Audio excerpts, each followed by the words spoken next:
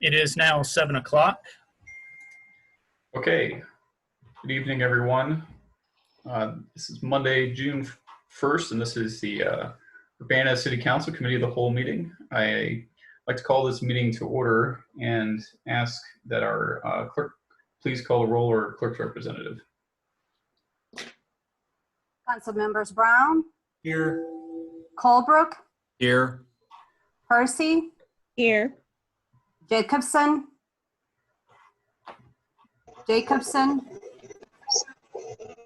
Miller, You're muted, Eric. Miller's here. Roberts, Here. Wu, here, Mayor Marlin. Here. Thank you. First up on our agenda tonight is approval of the minutes of our previous meeting from May 18th. Is there a motion to approve those minutes? I'll make a motion to approve the minutes. I'll second. Motion by Bill, second by Bill. Were there any additions or corrections that anyone had to those minutes? Okay, seeing none, all those in favor of approving the minutes say aye. Aye. Aye. Any opposed, same sign. Seeing none, the minutes are approved. Diane, I don't know if you want to make the announcement or if you would like me to about what we're going to do to conduct the meeting, but I know it was kind of in your comments you had planned to release, so I can say what's happening, or you can. Go ahead. You're the chair. Go ahead. So just to let the public know what's going on tonight, we are not going to be following into most of the city business that is on our agenda for this evening. In lieu of that, what we're going to do, which is coming up next, is take public input for the entirety of this meeting, and we will reconvene this meeting on Wednesday next week of 7 p.m. to go over the business that was scheduled on the agenda at that time. So we're gonna start off the night with an opportunity for the mayor and council persons to make statements of their own, and when those are finished, we're going to take public input. I will read through all of the emails that we have received from folks. Individual council members, if you guys are following along and you have something that was sent to you individually that you would like read, just let me know when I'm done going through the ones that were obviously sent to all of us. Wendy has got one or two that I didn't have that she's going to read as well. And so just watch if I miss any, try and help me keep track since there's a lot. After we're done reading through the emails we have received, we will allow folks to make public input directly through the meeting. If you're not familiar with how to do that in a Zoom meeting, there's a button at the bottom of your window that should say participants. If you click on that participants window, it should open up a list of names on the right. And in that, you should see an option to raise your hand. And as hands are raised and I see them pop up on my screen, I will call them out and you will be able to speak at that time. So just hang tight as we work through some of these other comments, and we'll get to everyone who wants to say something directly here. So I'll go ahead and start with the mayor, and then we'll move on to council members. Thanks, Jason. And just to clarify, the reconvened meeting will be continued this week, which is June 3rd, Wednesday at 7 o'clock. And we'll begin on that day with the staff presentations that are on the agenda. The agenda won't change. It's just that we're only doing the public input part of our agenda tonight. So I wanted to start out by saying, again, this is a time of very deep hurt and anger, and I wanted to condemn in the strongest possible terms the cold-hearted murder of George Floyd in Minneapolis. Derek Chauvin, the officer, murdered him while his colleagues stood by and watched, and they should be charged accordingly as well. And this act had nothing to do with policing to protect and serve the community, and everything to do with the abuse of power. And I also wanted to acknowledge and celebrate the 17-year-old young woman for her bravery who stood her ground and filmed the horrific act. It was a tremendous act of bravery for her. So we have a lot of work to do in our country and our community. Police Chief Bryant Seraphin and I walked with hundreds and hundreds of other people today in a peaceful, and as Sharice Hersey wrote, purposeful protest this afternoon in Urbana. And I was struck by several people of color came up to the chief and thanked him for being there and for taking a knee in George Floyd's memory. And one woman said to him, I'm still afraid of the police, but I'm glad you're here. So I would like us to reach a point in Urbana when all our residents, especially our children, will be able to simply say, I'm glad you're here. So going closer to home, we are continuing to focus on the arrest of Aaliyah Lewis on April 10th in Urbana. I wanted to let you know where we are with progress on some things. We're close to finalizing selection of a consulting firm to conduct the independent review. The scope of the work will reflect all the questions and concerns that have been raised by the public and by the city council members. I went through the emails that we've received over the past 6 weeks. I also asked council members to send me the questions that they would like addressed. And these things fall into several major categories, and that's what we'll be sure to have the consultants focus on. This firm will also be doing direct stakeholder engagement, so it means they will be talking directly to members of the community. That's not been defined, how that all is going to work hasn't been defined yet, but that was an important part of selecting a firm who could do that. So they will be talking directly to people. I've also asked them to investigate specifically an allegation concerning police contact with the person who posted the video of a portion of the incident. That's a very serious allegation, and I want to get to the bottom of that. And then this firm also will be doing a direct report to city council, so council members will have an opportunity to ask questions directly with the firm, and I thought that was important too. But for me, one of the most important aspects was the ability to receive information and to communicate directly with the community members. And we should be able to have that information within the next couple of weeks. The community outreach coordinator position that was held by Preston James has been updated it's been approved by the Civil Service Commission, and we should be able to post it within the next week or so. So when it's done, I'll send council members a link and make sure take other steps to make sure it's circulated widely in the community. I intend to bring an appointment to fill the vacancy on the Civilian Police Review Board. That'll be brought to City Council next Monday, June 8th. And this is the vacancy that was created when Chair Grace Mitchell had to step down earlier this year. And once our city budget is passed later this month, we'll begin planning with the Champaign County NAACP, the Illinois NAACP State Conference, and the Illinois Association of Chiefs of Police to host the workshop to explore the 10 shared principles for policing. And these principles are used to guide a productive relationship and understanding between law enforcement and the community. And then we'll have the goal of bringing those principles to City Council for affirmation. City of Champaign, Parkland College, the U of I Police have all passed these, have passed and affirmed these goals, and I expect that we will too, and then we will follow through in implementing. And finally, I just wanted to thank everyone who was at the protest today, and it was hundreds and hundreds of people in the streets of Urbana. Almost everyone was wearing a mask. And at one point I was standing next to 6 feet apart from Julie Pride, Public Health District Administrator, and she said, "Oh, everyone has a mask." And so that's, you know, that's a compliment and a testament to the community spirit that we have here. And I really appreciate everyone for number one, coming, and number two, being considerate of other people in the community as well as your own health. Thank you.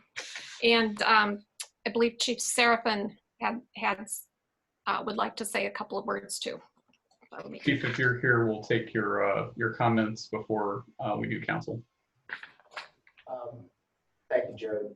As one might suspect, we've been rather busy over the last few days. I wanted tonight just to say a couple of words with regards to the recent events. And I actually jotted down a couple of paragraphs here, so I guess bear with me as I go through this. Having watched the video of the killing of George Floyd in Minneapolis, I felt shock, anger, and sadness. Many police officers felt and feel this same way. This type of behavior must be condemned, cannot be tolerated. And it is not being tolerated. The authorities in Minnesota have made one arrest and are continuing their efforts to investigate. No one wants their chosen profession disgraced in this way. And I support those investigative efforts and charges. This afternoon, I participated, as the mayor said, in a march that started at the courthouse downtown here in Urbana. The event was peaceful, meaningful, and well executed in a safe and controlled manner. For that, I am grateful. Today, Champaign County showed the rest of the country how to ask for change. We at the Urbana Police Department are not perfect, and we understand that change is a process. We are striving to be better. We will continue to work through our partnerships to achieve more understanding and better outcomes. We want to treat all of our citizens with grace and respect as we move forward. Please know, citizens, that we hear you and we will continue to hear you. We want to be part of the solution. I just wanted to say those quick words tonight. Unfortunately, I hope you understand there's a couple other places I need to be. So I will politely step away at this time. But Jared, thank you for moving me up in the order. I appreciate it. You're welcome, Chief. I just want to stop council members 1 second. I'm getting a lot of emails, and you can probably see we filled up to 100 participants pretty quick. And Jason, do we have the ability to add more people to this meeting, or is that beyond what we're able to do at this time? That's beyond what we're able to do at this time. What I would do if people can't get into the meeting, they're certainly encouraged to email citycouncil@urbanaillinois.us. And they can always still watch on our live stream, which I've shared on social media, but it's just livestream.com/Urbana, or on UPTV on Comcast, AT&T Uverse, or i3 broadband. Okay. So what I will suggest to folks, if you are in the meeting observing, the live stream is available and you do not plan to comment tonight, that you might pop off the meeting and watch us at the live streams that are available. I know that I've received at least 2 emails since we started of folks who intend to comment but are not able to because they cannot join the meeting. So please watch on the stream if you can, and reserve the spaces in the meeting for people who want to speak. We greatly appreciate it. And also, if you're talking to other folks who are trying to get in, tell them that, you know, as folks make their comments, if they can drop out to go watch on the stream and see the rest of the comments, that might help some people get in as we go too. All right, so we're gonna move on to any comments or statements that council members wish to make. I haven't seen anybody raise hands, but just make your wishes known and I'll call on you. Eric, I see your hand is up. Yes. So thank you for the opportunity. I don't usually talk about personal things in council meetings, but this is an occasion where I think I have to do that. I'm obviously white. Less obviously, I have 2 adopted Black children, who are now middle-aged, a man and a woman. We first had the idea of expanding our family in this way when we lived in a Black neighborhood. It was actually in Shaker Heights, Ohio, but just a couple of blocks over the line from Cleveland. It was really an extension of a Black neighborhood in east side of Cleveland. And we embedded ourselves in the social life of our neighborhood, and it was really great. And we had heard that there was a need for adoptive homes of African-American children. And we talked to our friends about it, and they thought it was a fine idea. So we did it. And that was in 1970.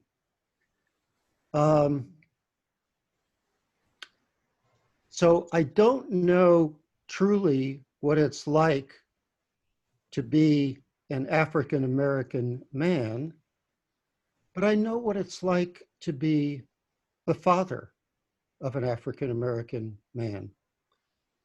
And it is scary. The worst thing that happened to our son in Urbana was not at the hands of police, but at the hands of a young white man who attacked him with a baseball bat and assault with a deadly weapon, clearly, and was let off with nothing. A verbal rebuke, probation. This young man eventually wound up in state prison because he committed a number of other assaults, but the one on our son was not taken seriously. I'm sure because he was Black and his assailant was white. This was a little over 30 years ago. You know that you can't protect your children from everything, but you shouldn't have to worry about this. The last time we experienced something really creepy and scary was just 3 years ago in a small town in western Kansas.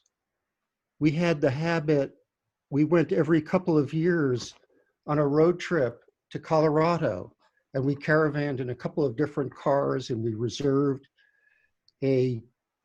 rooms about halfway across somewhere in western Kansas. And in 2017, we did this. And we got to the place where we had reserved rooms a little after midnight. And the man behind the desk looked at our son and said, "You look like a smoker. This is a non-smoking hotel."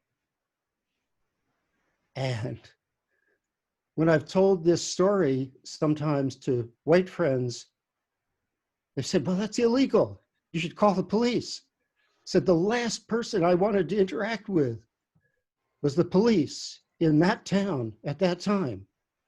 And of course, this was something that our son had taught me.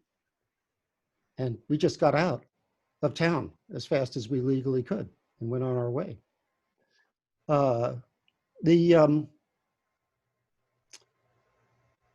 It took me a long time. It took me until this morning to look at the video of the murder in Minnesota. And it was worse than I feared. It was so cold-blooded and intentional and cruel. It was worse than an act of sudden violence. And of course, I had to think, as every father of an African-American man would have to think, that could have been my son, or might someday be my son, if he happens to be in the wrong place at the wrong time and confront the wrong officer. So I've thought a lot about our local case that we've got much mail about. My feelings about that are not a secret. I've emailed them to a number of people. I will email them to anybody who asks. But I don't think this is the occasion to get into specifics about that, about things that we might or might not agree on. And I'm very, very glad that we're going to have an outside independent view. And I think after that will be a time to have a public conversation. I will say that I'm a bit of an outlier in my view about justice, and I hardly ever talk about this because I'm so far off at one end of the spectrum, but I'm a very strong believer in restorative as opposed to retributive justice. Now, there's no restoring the life of the man who was murdered in Minneapolis, but there's plenty of restorative principles to be brought to bear on what is happening here, and to use those principles not only to heal the divisions that have been exposed here, but to really build an even stronger community. And I hope,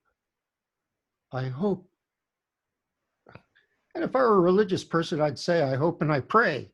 And maybe sometimes I actually do pray, even if I'm not religious. But I fervently hope that this is going to be the outcome of the conversation that we have.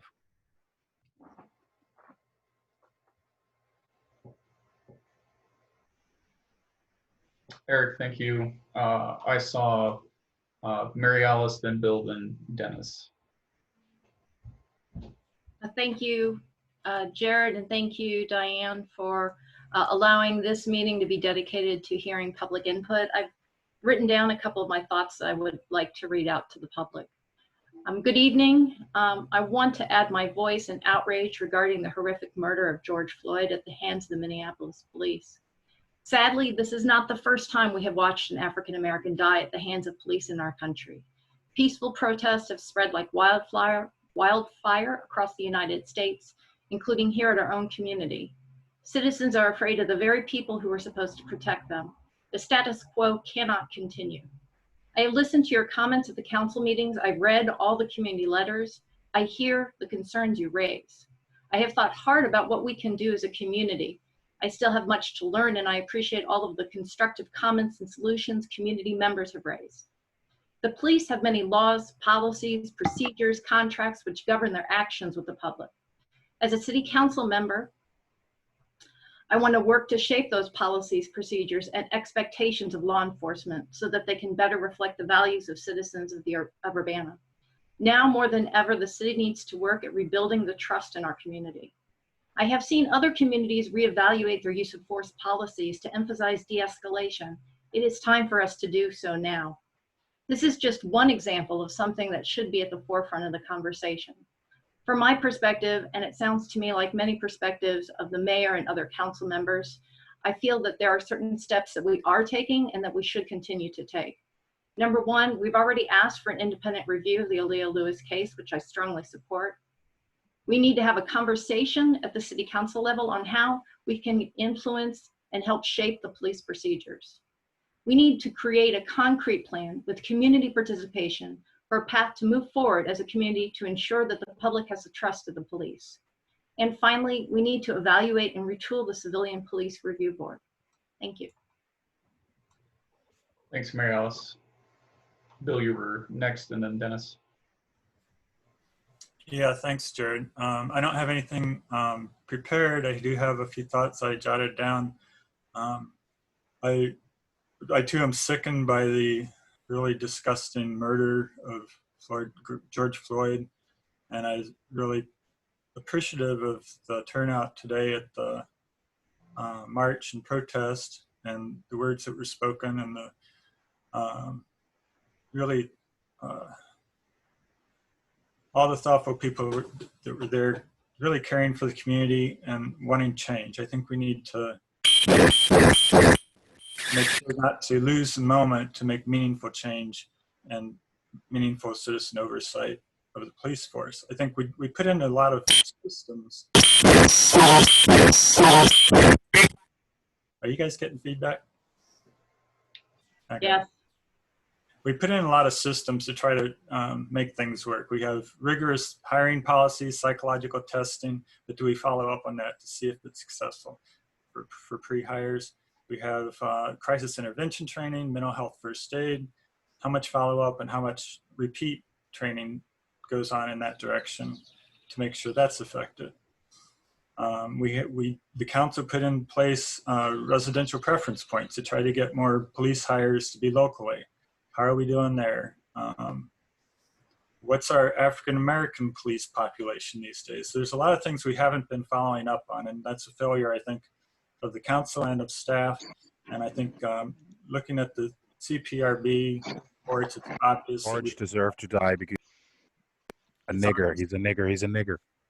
Yeah, there's definitely feedback.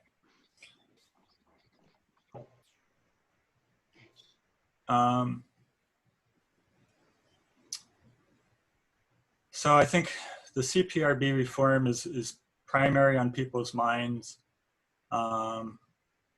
So I asked for the reports a couple weeks ago, or either reports or a discussion of the reporting process. We got a good outline today in our packet that we probably won't discuss tonight, but hopefully on Wednesday, be able to discuss what kind of reporting is supposed to be occurring.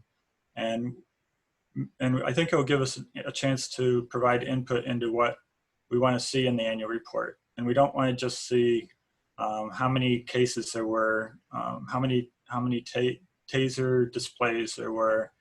I'd like to see what the CPRB has in mind as far as oversight, how things can be improved. That's all in the ordinance. It's in their charge, but they just haven't had the push or taken the initiative to work on that. I think a lot of that is probably needs some additional help from staff, maybe just maybe a push from council saying, you know, this is what we expect from you. I'd like to begin that discussion when we have that discussion.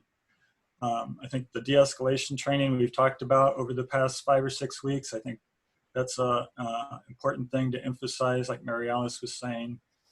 We also have had a couple of good letters during this process from people who are involved in other programs that use de-escalation, whether it's working with kids or in other situations that I think the police could benefit from similar types of training.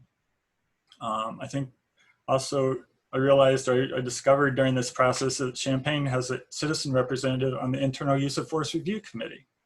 I think that would be a great thing to do. I didn't know that was possible. So seeing that Champaign has it makes me realize it's possible. I'm also really encouraged by the direction of the independent review and the outreach the mayor made to the city council and the deliberate efforts she made to include a lot of questions in there and not to use a police agency like the state police or something like that. So that's all I have at this time. I look forward to hearing the public comments. I appreciate all the letters. I think last count before the meeting was about 60. So you can sit back and really appreciate the letters. Thanks. Thanks, Bill. Dennis? Dennis, before you unmute yourself, I just want to make an announcement again to those who may have just joined. We have a limit, which is caused by Zoom, not by any desire of us to limit participation of 100 people in the meeting. If you're watching the meeting, there are other avenues from which one can watch this the stream of it without necessarily being in the Zoom meeting. Jason, can you remind folks what those are real quick? Yeah, we're streaming this live, so they can always watch at livestream.com/Urbana. It's also live streamed to our YouTube channel, youtube.com/UPTV6. And if they have Comcast, AT&T, Uverse, or i3 broadband, it's available on there as well. So I just want to encourage folks, if you do not plan to make a public comment at this meeting, to try and watch through one of those methods and leave space in the meeting for people who wish to do public comment. And just as a reminder, when council comments are over, for those of you who have your hands raised, we're going to read through emails received first, and then we will take everybody's individual comments in the meeting, just as a reminder. Sorry, Dennis, thanks for waiting. No problem, really. First, I'd like to just say that I appreciate all the comments that have been shared so far by the other city council members and the mayor. And the many letters that I've received and we've all received concerning, expressing the concern of the community. I also attended the demonstration protest rally that started at the courthouse and marched to the city hall front on Vine Street. And I was very impressed by the number of individuals who appeared to express their interest. And I met Chief Seraphin and the mayor and many other community members and leaders who gathered there and were participating. It's quite, I think Urbana has a good sense of its community and is one of the more progressive thinking communities. And I think that the fact that this demonstration was orderly and peaceful says a lot for the community. It's not good to hear about violence and disruption when you are trying to achieve the goals that you are expressing. But I understand there's a lot of anger in the community and other places in the United States. When we first had a discussion before the city council on May 4th about this incident, I did write the mayor and I offered 6 ideas that I thought should be pursued. And quite a few of them are actually being taken up, which I appreciate. I did suggest that it might be wise to place the officers who are involved on administrative leave while this event is going on, not prejudicially thinking that they are guilty, but just because it clears the air for more of a measured assessment, and they're not under scrutiny as they're serving in their department, if that's taking place. And so far we haven't discussed that or we haven't seen that happen, but I thought that was a useful tool to separate the activity of the individual officers while we are kind of trying to find a good assessment of what's happening. Second, I agreed that there should be an independent review, and I did offer 4 possible suggestions to the mayor of where an independent review could take place, from what organization.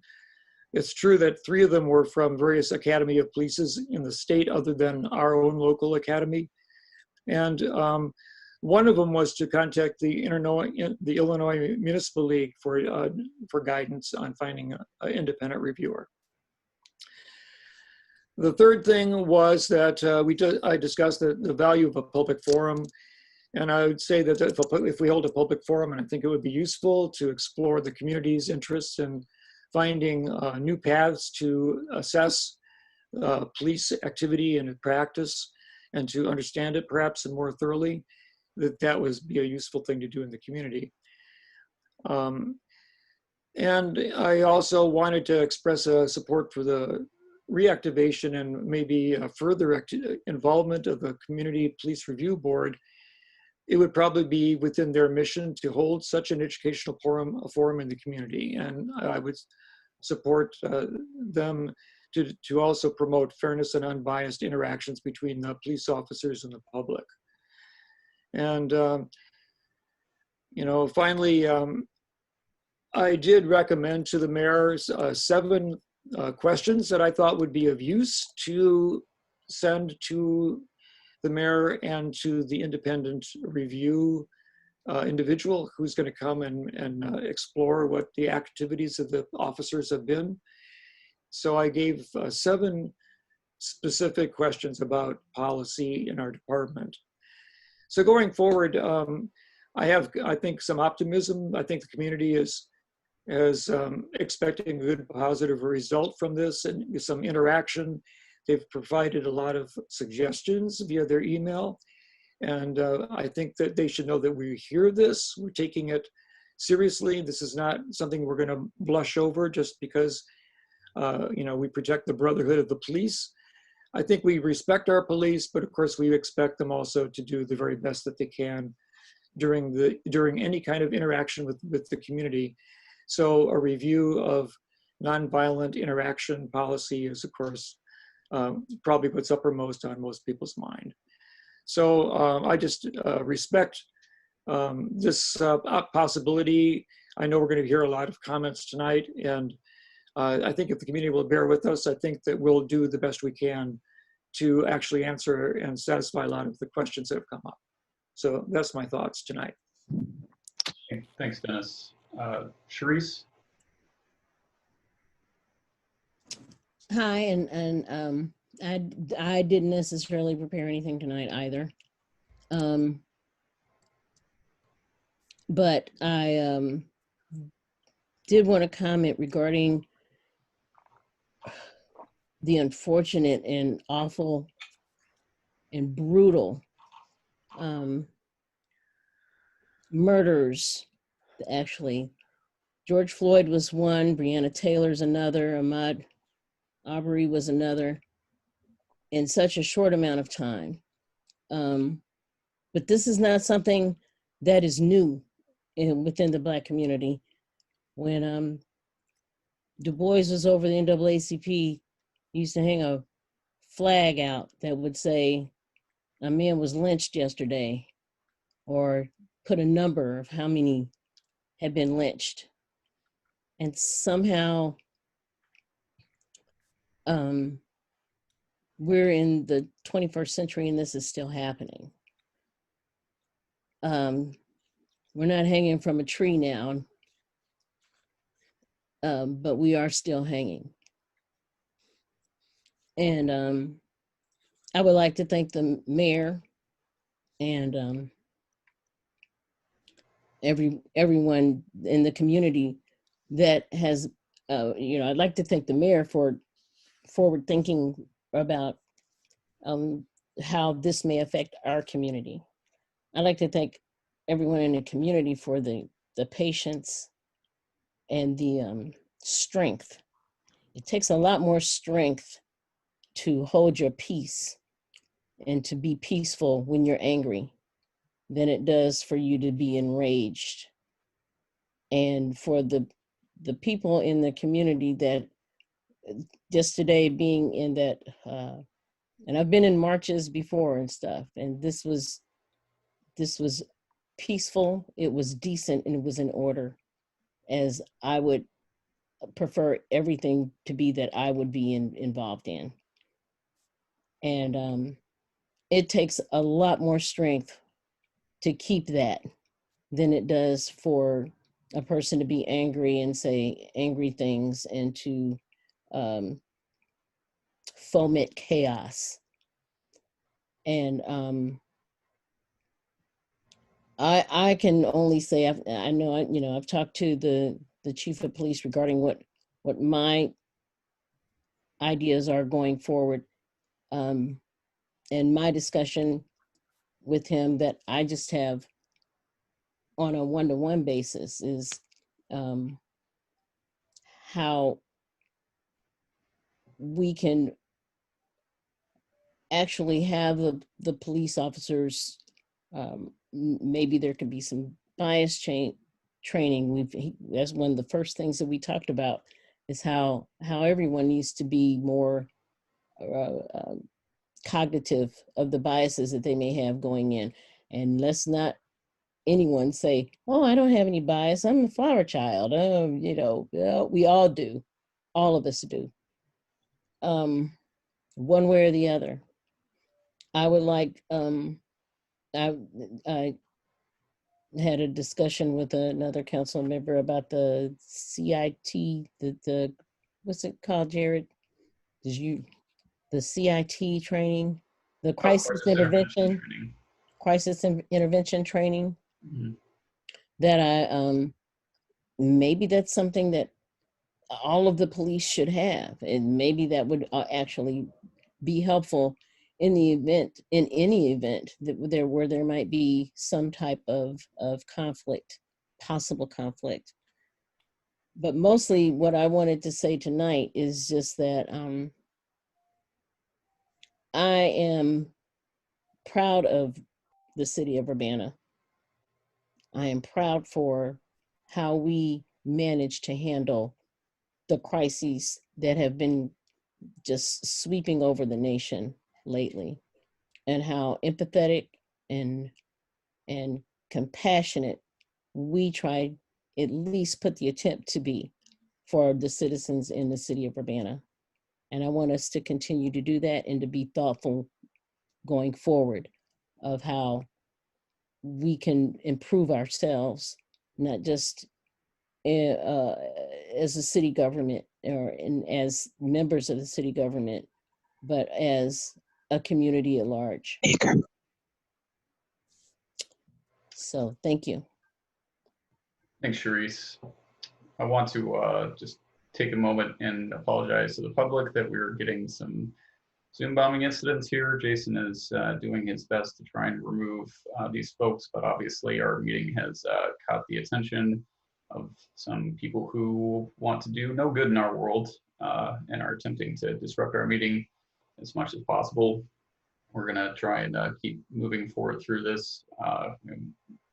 We acknowledge that the language being used is amongst the most hurtful and worst language anyone in our country can use against another person. And we see it happening, and we apologize. We're trying to do our best to remove these folks as quickly as possible. Before I go into my comments, Bill, did you want to? I didn't see you raise your hand. Colebrook, did you want to say anything this evening? Yeah, I was just about ready to raise my hand, so thank you for addressing me. I've provided. I'll pause here for a second.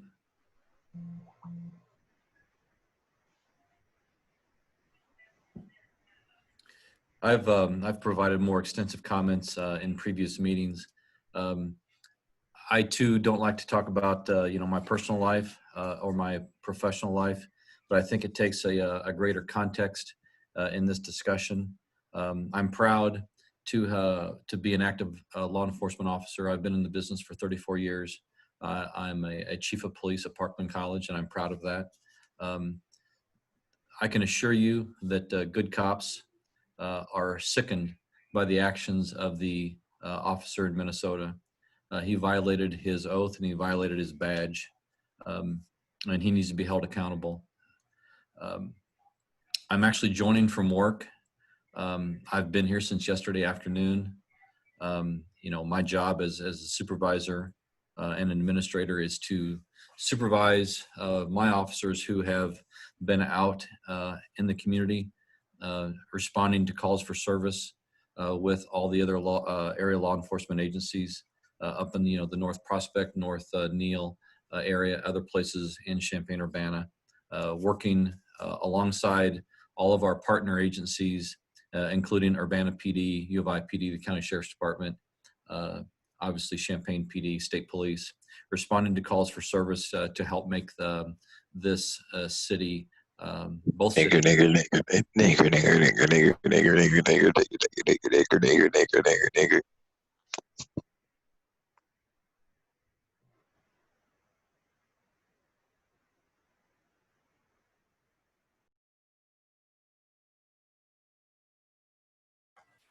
Hold on just a minute, and I will, I've unmuted Jared here, and let me find you, Bill, and you can continue. I've muted everybody else now, but Jared and Bill, Bill, you still have the floor.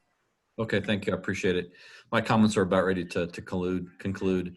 Anyway, I was just saying that we were responding to incidents, call for service, and help make the community safe. And I too, as a police executive, look forward to a review process because the entire intent of a review process is to make sure that regardless of what position we start in, we always want to make ourselves better. So I'm looking forward to the process, and I thank you for allowing me to make these comments. Thanks, Bill. So I guess I am last up, but in accordance with our meeting rules, I'd like to ask Mary Alice Wu to take the chair while I make my comments. All right, Jared, I'm happy to take the chair. Would you like to speak? Thank you, Mary Alice. So I've thought a lot about what's going on, what I was going to say tonight. And I want to thank everybody on the council and the mayor for the comments we've made this evening. I know I'm getting flack for not having been able to stop what was just happening with the Zoom bombing, and I apologize for that. I think we're going to have to take a serious consideration if we are on trolling radar to password protect our meetings or do whatever we need to do to keep the trolls out. We'll definitely be considering serious action about that because it's absolutely unacceptable to allow that to be going on, and I apologize that it's happened at all this evening. But anyway, to get back to what I wanted to talk about. I think that a lot of folks who are listening to us tonight and a lot of folks who are sending emails aren't necessarily interested in a lot of our personal experiences and our personal stories. I think that most people are really just concerned about what we're going to do as a council, as a public body, as elected officials, about what's happening going forward. And even in light of trying to answer that question, I think that it's important that I need to do something that I feel like a lot of white folks in our country need to do, and that's to call ourselves out in this time. There was something that I learned about my family late last year, and if you and your family have been around in this country for as long as mine has, we have ties to the sons and daughters of the revolution, as people often like to proudly proclaim. And if your family's been around then, and not even as long as then, if you do any research into your family history, you'll probably end up having to face a disgusting and ugly fact about your ancestors, and that's that your ancestors probably owned slaves.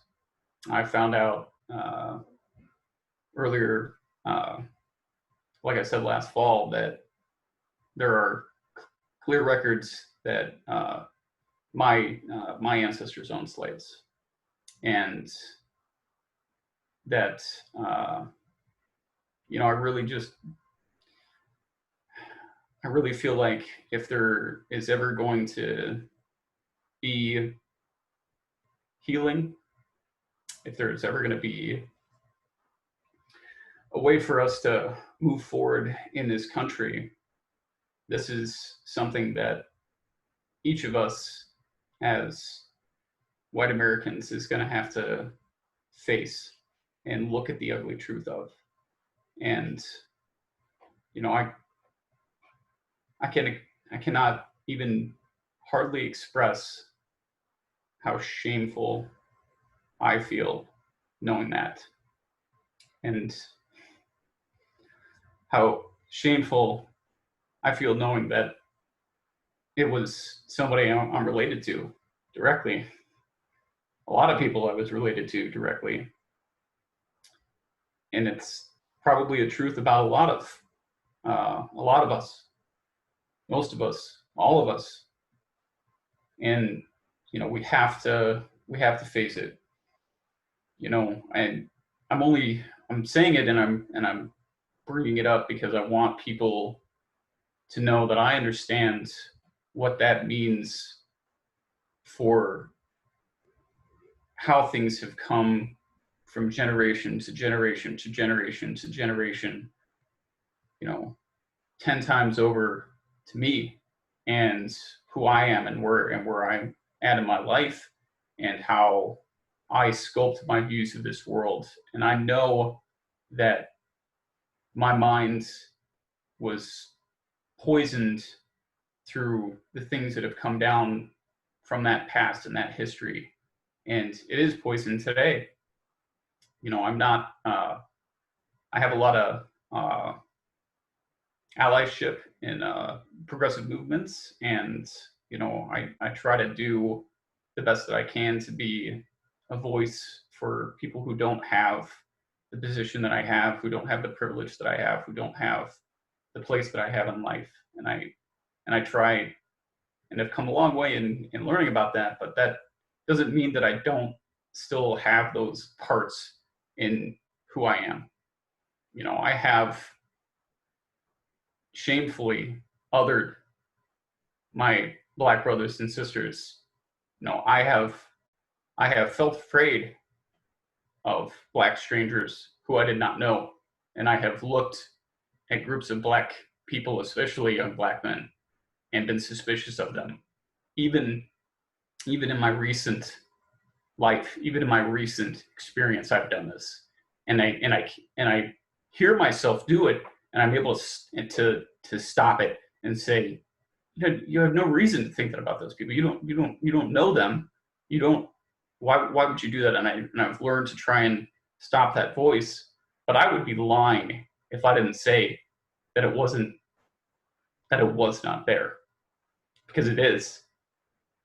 And even as a person who I am, who fights for these things, I have that. Sorry.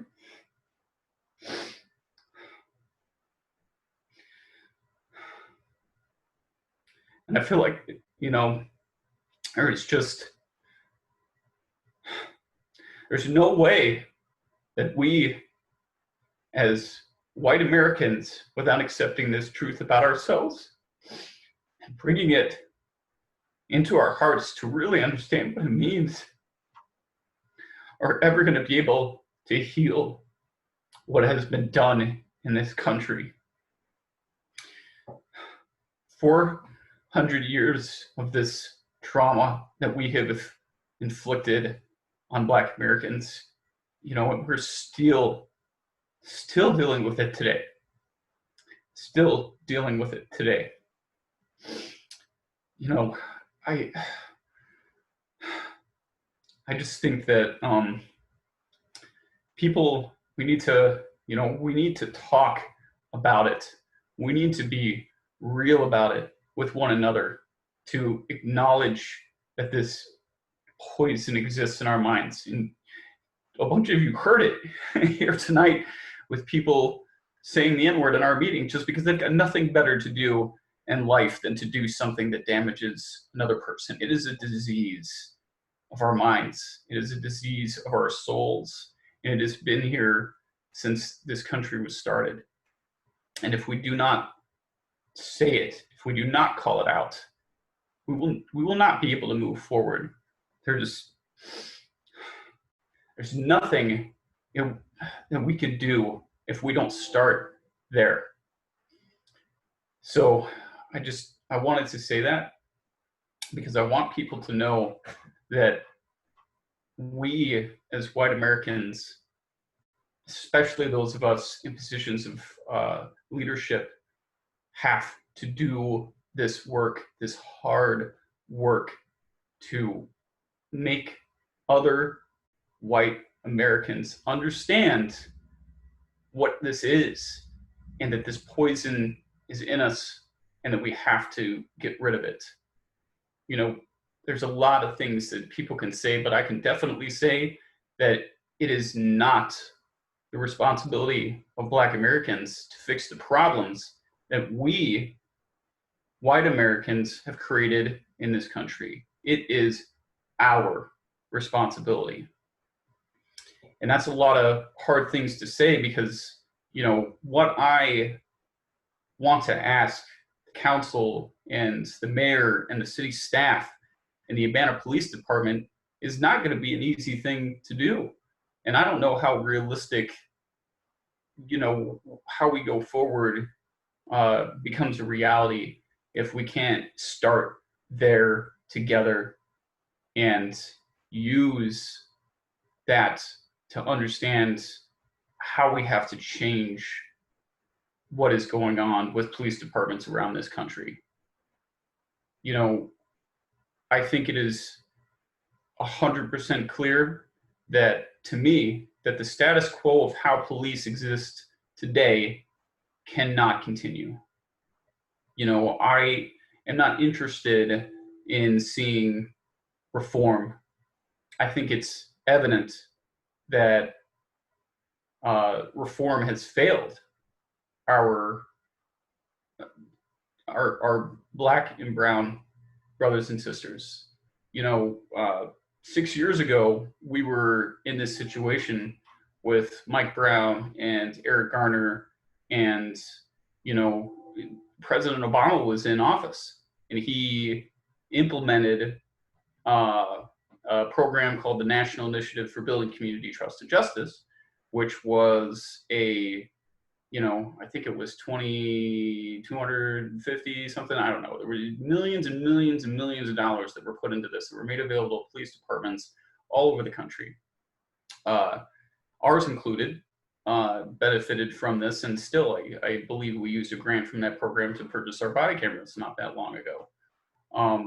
But, you know, look at one in particular example of a community that used that program, and that is in Minneapolis. They received tons of money about this and invested in body cameras and invested in the implicit bias training and the community policing training and the de-escalation techniques, you know, 5 years ago. And none of that stopped Derek Chauvin from kneeling in broad daylight with a camera in his face on George Floyd's throat until his life had been choked out of his body in 2020. Not only that, but 3 fellow officers were right there and did nothing to save that man's life. And they have had all of these programs. To me, that says, you know, we have to fundamentally change how police departments operate, how they are overseen, and how they execute the job that they have been given to do in our community.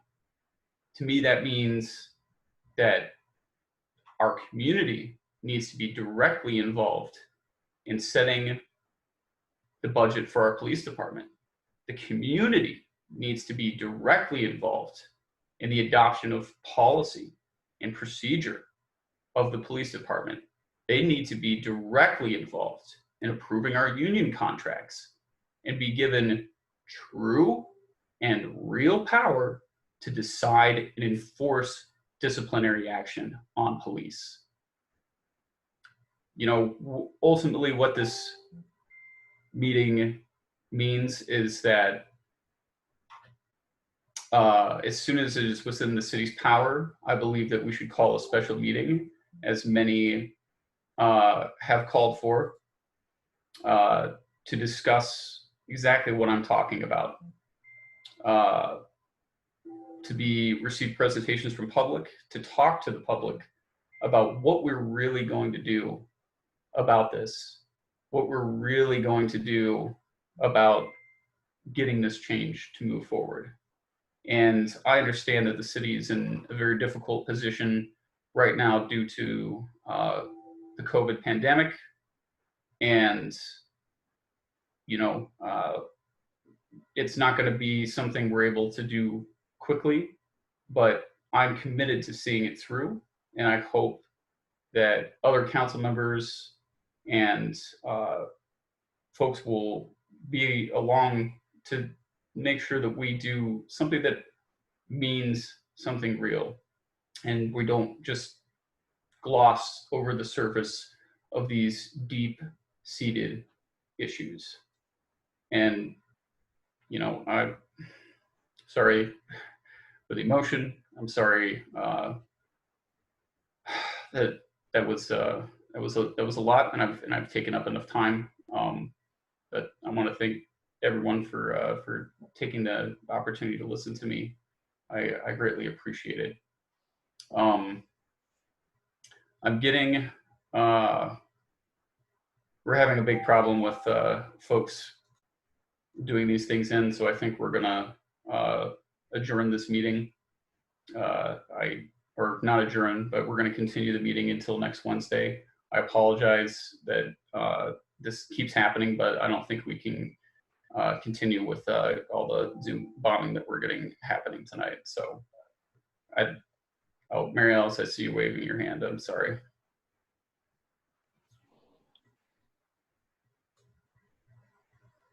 Unmute.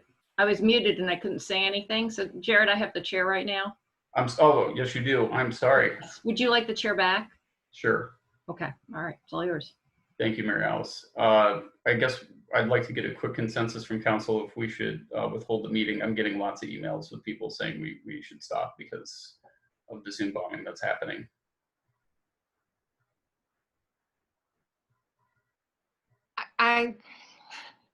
Yes, Diane. I'm a little, I'm concerned that unless I'm not sure we have a way to stop the Zoom bombing. And I'm very concerned about, number one, not giving people an opportunity to speak. And number two, on Wednesday, we have a very, very full agenda that we have to get through of business. I understand. I just, people are, I'm getting I'm getting a lot of emails about it. I understand that. Just to weigh in from a technical standpoint, just because you if you were to reconvene the meeting on Wednesday, there's no guarantee this exact same thing won't happen on Wednesday. Okay. From a technical standpoint, what I might suggest as staff is that you continue the meeting, and we'll do the best that we can to limit the inappropriate actions. Only because I don't think there's a guarantee that we can necessarily limit this on Wednesday or whenever else we would reconvene the meeting. Okay. And Thanks, I Jason. really hope we can find a platform that's more suited to public meetings. I don't think Zoom was ever really designed for the kind of meetings that we do, in government. And anyone out there who wants to invent something like that, I think you'd make a fortune at this point. But Okay, Mary Alice. I just wanted to say that I think Jason has forcibly muted everybody. So I would like to suggest that we continue unless we get another disruption within the meeting to ensure that the muting is actually serving the function of preventing Zoom bombers. Okay.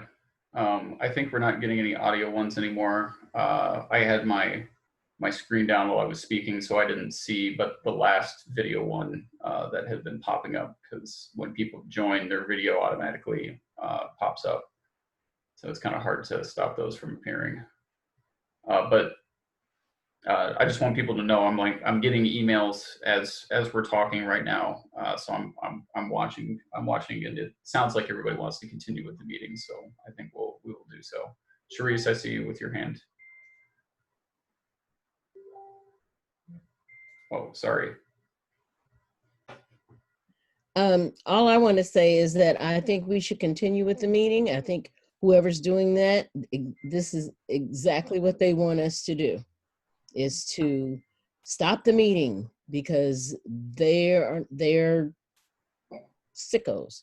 But so no, I want to continue the meeting. I want to get through it. I want to hear what people have to say. And I think that there's somebody out there who doesn't want us to hear what people have to say. So okay, and I just want, I don't know if everyone has seen this, but I am, Rachel Storm is messaging me on Facebook right now telling me that they were seeing someone masturbating. I don't know if you guys saw that or not, but apparently that was what was going on, that somebody was exposing themselves and masturbating via video. I'm sorry. What I might suggest is if you go up to the upper right-hand corner and click on speaker view, you will then only see the person who is speaking. And since I've muted everyone and only Jared and I and the mayor have the ability to unmute people, that should take care of any inappropriate video. Again, participants can go up to the top right-hand corner and click speaker view, and then they will only see the person who is speaking at that time. And Jason, there isn't an option in our settings to automatically mute and turn off video when people join. There is an option, and it is on to mute it when people join, but there's not an option, unfortunately, to keep it off. If there was, trust me, it would be on. Okay. I just had a suggestion via email about doing that. Okay. And I guess I'll clarify. There's not an option that I'm aware of, and when we looked into this, there wasn't an option previous. Certainly something that we can look for in the future. Yeah, and I just saw it happen again. Somebody was just showing his ass and his penis to us. So again, just the upper right-hand corner and click speaker view. Okay, well, I don't know how we're going to edit that out of our recorded meeting, but hopefully that will not be a part of it.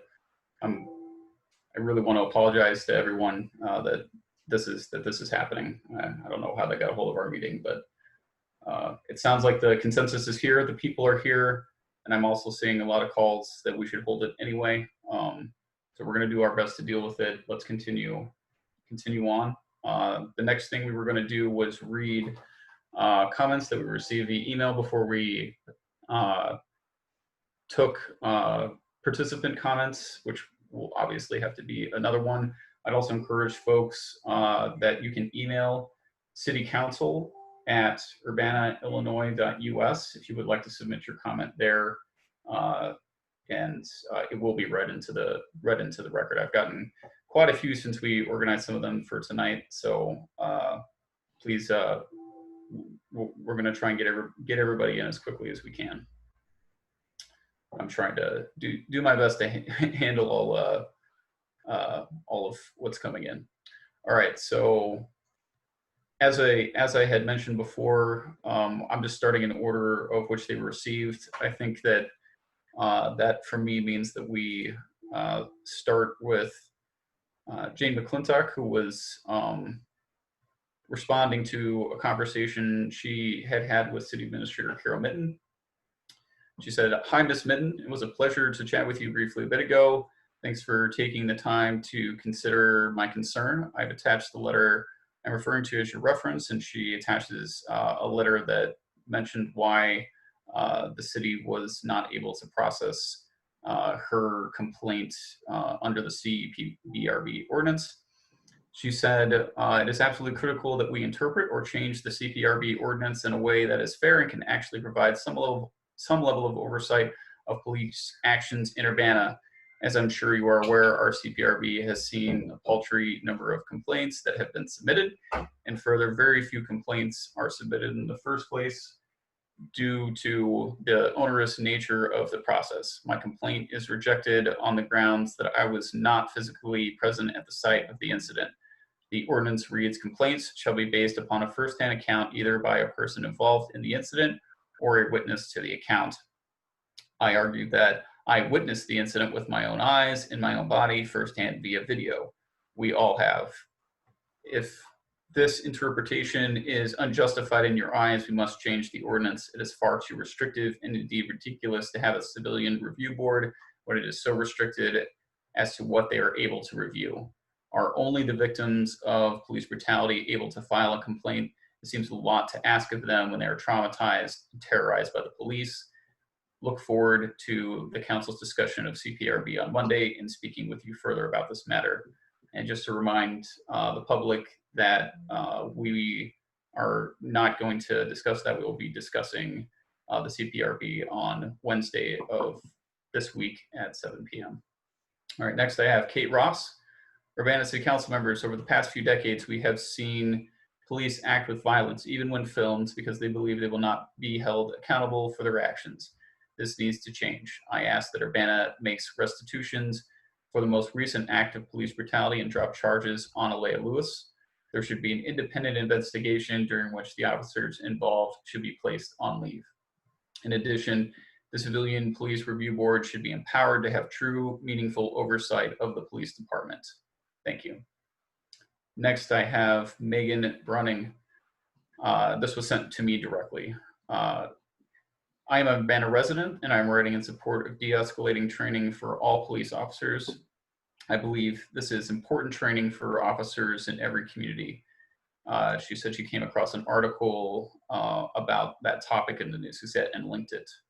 It seems the NAACP has a program that would be beneficial to our city's team, and I believe she's referring to the 10-chair principles. She said, "I am concerned for people of color and disturbed by the arrest of Alea Lewis, but de-escalation training is necessary for the protection of all citizens. People with mental illness or social difficulties need officers to be trained in this way. Anyone is likely to be under psychological distress if police are involved in a situation, and it is the responsibility of the police to keep cool heads and de-escalate situations." All right, next we have Amy Hatch, and she says, hold on. "For 2 months, I heard nothing about this violent altercation. That appalls me almost as much as the incident itself. According to many, the incident is only a graphically well-documented glimpse into an all too familiar pattern. My own research cannot disprove this. That is incredibly disappointing and disheartening to me in this day and age, in a university town especially. From my own research, I also believe the initial reactions from the city pointed mostly to well-worn justifications related to gun violence and the need for behavior change among young people. Behavior change and reasonable gun legislation is a start, and also it's past time to stop treating people of color by a different set of rules once and for all. In perpetually doing this, whites create the very problem of violence that we are facing. We are literally stirring the pot ourselves into a boiling rage. Why do that? What is the reasonable response to facing such unjust disparities and discrimination for generations. It must end. My greatest fear as a white person who will soon be in the minority is that I'll be judged by the color of my skin because of the racial injustices that other whites chose not to do better sooner. I add my voice to the growing call for deeper analysis and structural change. I expect the coming months to be a transformative time for justice in Champaign County, and I'm paying closer attention now to what our public servants are doing. It's 2020, and this sort of behavior, as well as racism, is unacceptable, period. As public servants, I beseech you to seek justice and serve your public well, all of them, please. Thank you for your time. And next I have Anna Asplund. Said, I'm writing to ask the following. Immediately drop the charges against Alea Lewis. Put the officers who perpetrated unnecessary violence in our community on leave until a thorough and independent investigation can be completed. Stop the Urbana Police Department from blatantly violating city code in regards to the Citizen Police Review Board, and institute more oversight to ensure that community members have a meaningful say in how their community is policed. Start holding UPD Chief Bryant Serafin accountable for complaint response timelines as dictated by city code. Adopt the NAACP and an Illinois Association of Chiefs of Police 10 shared principles. In keeping our community safe, our police officer should be held to city rules, codes, and regulations at a minimum, and preferably should be held to an even higher standard. The unnecessary violence and pattern of blatant disregard for regulations by UPD lead to distrust and fear. If I, as a white woman, feel this uncomfortable and unsafe with the UPD, I can only imagine how unsafe our Black community members must feel. I urge you to make these changes immediately so we can make a safer and more trusting community. All right, next I have Angela Warala. Apologize if I said that wrong. I'm emailing as an Urbana citizen to demand change right now in local police policy in the Citizen Police Review Board. I initially watched the video of Alea Lewis being attacked by police, as I have in the past when a video shared showing yet another cop harassing, attacking, brutalizing, and killing a Black person. I don't know if watching it is the right thing to do. It feels exploitive. And I also feel it's my responsibility if the person had to endure the abuse as a white person. I should not just witness it, but use my anger not to just pontificate on social media, but to act. For me, it starts with the way I parent my kids. The other day, I witnessed my ignorance and privilege in the most profound way. As I walked with my 7-year-old in our neighborhood, a cop driving by waved at us, smiling in a friendly, reassuring way. I realized just then, if I were Black, that cop may have treated us different. I don't know what it's like to feel fear when I see the police. After the cop passed my daughter said the police are nice. And my heart sank because I realized I have not done enough to teach her. She knows the Black people are not treated fairly and that her friends deserve better. But she has blind spots. My job is to show her and teach her to open her heart so she sees injustice and shows up for her friends. She might be 7, but this is when I must start to teach my kids about being a true ally and standing up for what's right. My daughter doesn't fear the police, but I know kids her age with Black skin have already learned to. I have to do better. So I told her not all cops are nice, and some of them treat Black people and other people of color badly, sometimes even hurting them badly. I said some cops are often nicer to white people, and Black people are often punished more because they are Black. I know there's more and better ways to teach her and more ways to explain this all to her. I had to start somewhere. I will keep trying. This is not to show proof of my action, but to show how good intentions aren't good enough. And I have to do more so my kids understand their privilege and don't cause harm to Black people. It's a lot to put on a 7-year-old, but Black kids bear that weight every day. We have to learn to take that weight on, to support and defend them. We can and must do better. Otherwise, we are complicit in the problem. I don't know if the way I handled it was right. I truly don't. I want to believe it can change and that Black kids can walk down the street one day and not be afraid of the cops. I want people like Alea Lewis to trust when she turns to the cops for help that she doesn't risk her safety to do so. So I watched the video and was sad and angered and sick. But as a white person, it's not enough. I must demand better for my fellow human beings of color. So I demand the following. All charges against Alea Lewis must be dropped. A true, meaningful, and independent investigation for officers who beat Miss Lewis to be put on leave pending the investigation, and for reform to make the Civilian Police Review Board a meaningful oversight and compliance with its ordinance. Hold on just one second. All right, up next I have Kai Shinbro. Actions over the past week ignited by the killing of George Floyd have been harrowing for all of us. Undoubtedly, the council is reckoning with what this means for our peaceful, seemingly isolated Midwestern city. What does this mean for us? What can our city do to prevent social unrest here? These are questions we should all ask ourselves. To aid in that conversation, I have a few proposals that I would like to read aloud, and if time permits, I'd like to hear responses from council members. 1, institute a mandatory yearly anti-oppression training for all active members of the Urbana Police Force. This is, I believe, the least we can do in response to the national outcry against racialized police violence in this country, which our city is not immune to. See, for example, the April 10th tasing of a woman already in Urbana police custody. We can argue about individual cases, whether they were affected by racial issues or not, but the bottom line is that people in our community want a more socially educated police force, and this is one step towards that direction. 2, reduce the militarization of our police force, put a freeze on any new purchase or acquisition of police weaponry, shielding vehicles, etc., and publicize it. There are no plans to this effect anyway. Great, publicize it. This will show our community that our police force is not in the business of oppressing its citizens and acquiring unnecessary tools of police violence. 3, make a formal statement on behalf of the city council condemning the killing of George Floyd and police violence everywhere. So let our community know that the city council stands with us and that you acknowledge that sometimes structures of policing can be broken and that we will work together to fix them whenever necessary. In short, stand on the right side of history. All right, next I have Steve Momoli. On reading about the Alea Lewis case, it is obvious that there are needs for police reform, saying the police did nothing against the law when citizens are outraged at how they should treat people. There is a need for change. Police are the ones who are supposed to be trained to help us de-escalate situations. We shouldn't have to have full classes on how to interact with public servants. A truly meaningful and independent investigation is needed in these situations. Thank you for your time. Next, I have Melissa Baber. I'm sure that none of you on the city council are surprised at the unrest that has taken place around this country and here in Champaign-Urbana.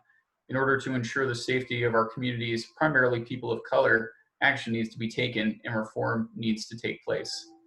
The first and primary thing I think needs to happen is that government as a whole, but also individual city governments need to A, come to terms with and admit publicly that there is a problem. There has been a problem for a long time, and the last week has brought these issues to the front of everyone's attention. And B, create a plan for change that gives the Black community a voice for deciding that change. I personally have ideas of my own. The police in this country are a public service. They serve and work for the public as a whole. Therefore, they should be monitored by the public. There's no good system in place at this time for our police force to be monitored externally. I think that all police personnel should be outfitted with body cameras and that the footage from these body cameras should be available to the public in some form to survey. I am confident that we can create positive reform in this country that will act to keep everyone safe. Next, I have Megan McDonald. I'm writing to you again to say that the steps proposed for our community are not enough in terms of police brutality acknowledgement, community education, etc. If it were not for the community, this would not even be a discussion, and that is troubling in itself. And the face that civilians are educating you all about trauma-informed practices rather than vice versa. How can we trust our police force after reading they allegedly wanted that video taken down off Facebook? How can you watch that video and decide you are proud of their professionalism? There was nothing professional about the way those officers handled that situation. From approaching her from behind, grabbing her arm, punching her, kneeing her, verbally harassing and demeaning her, tasing her without warning in custody twice, recording her without her consent the next day while interviewing her, and then trying to present that as a fact at the city council meeting. A 21-year-old woman, a 21-year-old Black woman. As a 26-year-old white woman who has lived in this town for almost a decade, I can tell you I'm 100% certain this would never happen to me. In the wake of Ahmaud Arbery, Breonna Taylor, and George Floyd's deaths, I urge you to see how this is not an isolated incident in Champaign-Urbana or in our nation. The incident of sitting on Miss Lewis' back could have easily ended in her death. Would her death have been enough for you all to see how wrong this was? It shouldn't take that. De-escalation is possible. So is propaganda to upkeep the status quo. We are sick of this being the status quo. We are sick of being lied to and gaslighted about something we can see with our own eyes. Why did they react to this like an active shooter situation with assault rifles? As Tracy mentioned at the May 11th meeting, the 911 call that was made mentioned a young man accidentally shooting himself. That's what the caller said. That's the first thing the 911 caller said. It's a boy that had shot himself. The way the police phrased it, shots fired, an armed subject, and possibly an injured subject, purposeful, dehumanizing, not framed in a way of serving and protecting, but in a way of validating their militarized tactics to the public and you. The way they ended the 911 call, I appreciate it. No information given to the caller about needing to go inside, stay safe, never asked if the subject looked to be hurt, bleeding, or limping. A young black man that had supposedly shot himself. He fell into the street, was now up walking, and probably wasn't okay, physically or mentally. The one with him probably traumatized, reeling as well. Now bring in the police, who we know across the nation disproportionately kill black people over any other race. Out of every 5 deaths by the police, 4 out of 5 are black men. Think these 2 young black people don't know and feel that every day of their life? It is already a tense situation that the police did nothing but escalate. Tell me why young civilians need to be completely calm in moments of high stress, potentially life and death situations, but the police can act on whatever impulse and justify it with the law on their side. While Miss Lewis was being punched, she yells out, "I hope you have your body camera on." And thankfully they did. What a world to have someone 3 times your size sitting on you, and you have internalized how often and how easily this could lead to another death by the police. She yells out her name, asks for confirmation that the body cameras are on, all because she knows the threat they pose to her and those that look like her. I went to the protest on Saturday in downtown Champaign. I saw a young girl barely older than 13 crying because she was afraid. Another young woman, maybe 22, was crying because she's tired of having to march so many times in her young life. An existential tired that most of us here cannot relate to. But we can stand up and demand that Officer Russ be fired. The officers that have withheld information about Ms. Lewis being tased be fired or under review. Whoever wrote that press release needs to issue an apology. There is no world where an unarmed suspect needs to be punched in the throat or kneed in the ribs.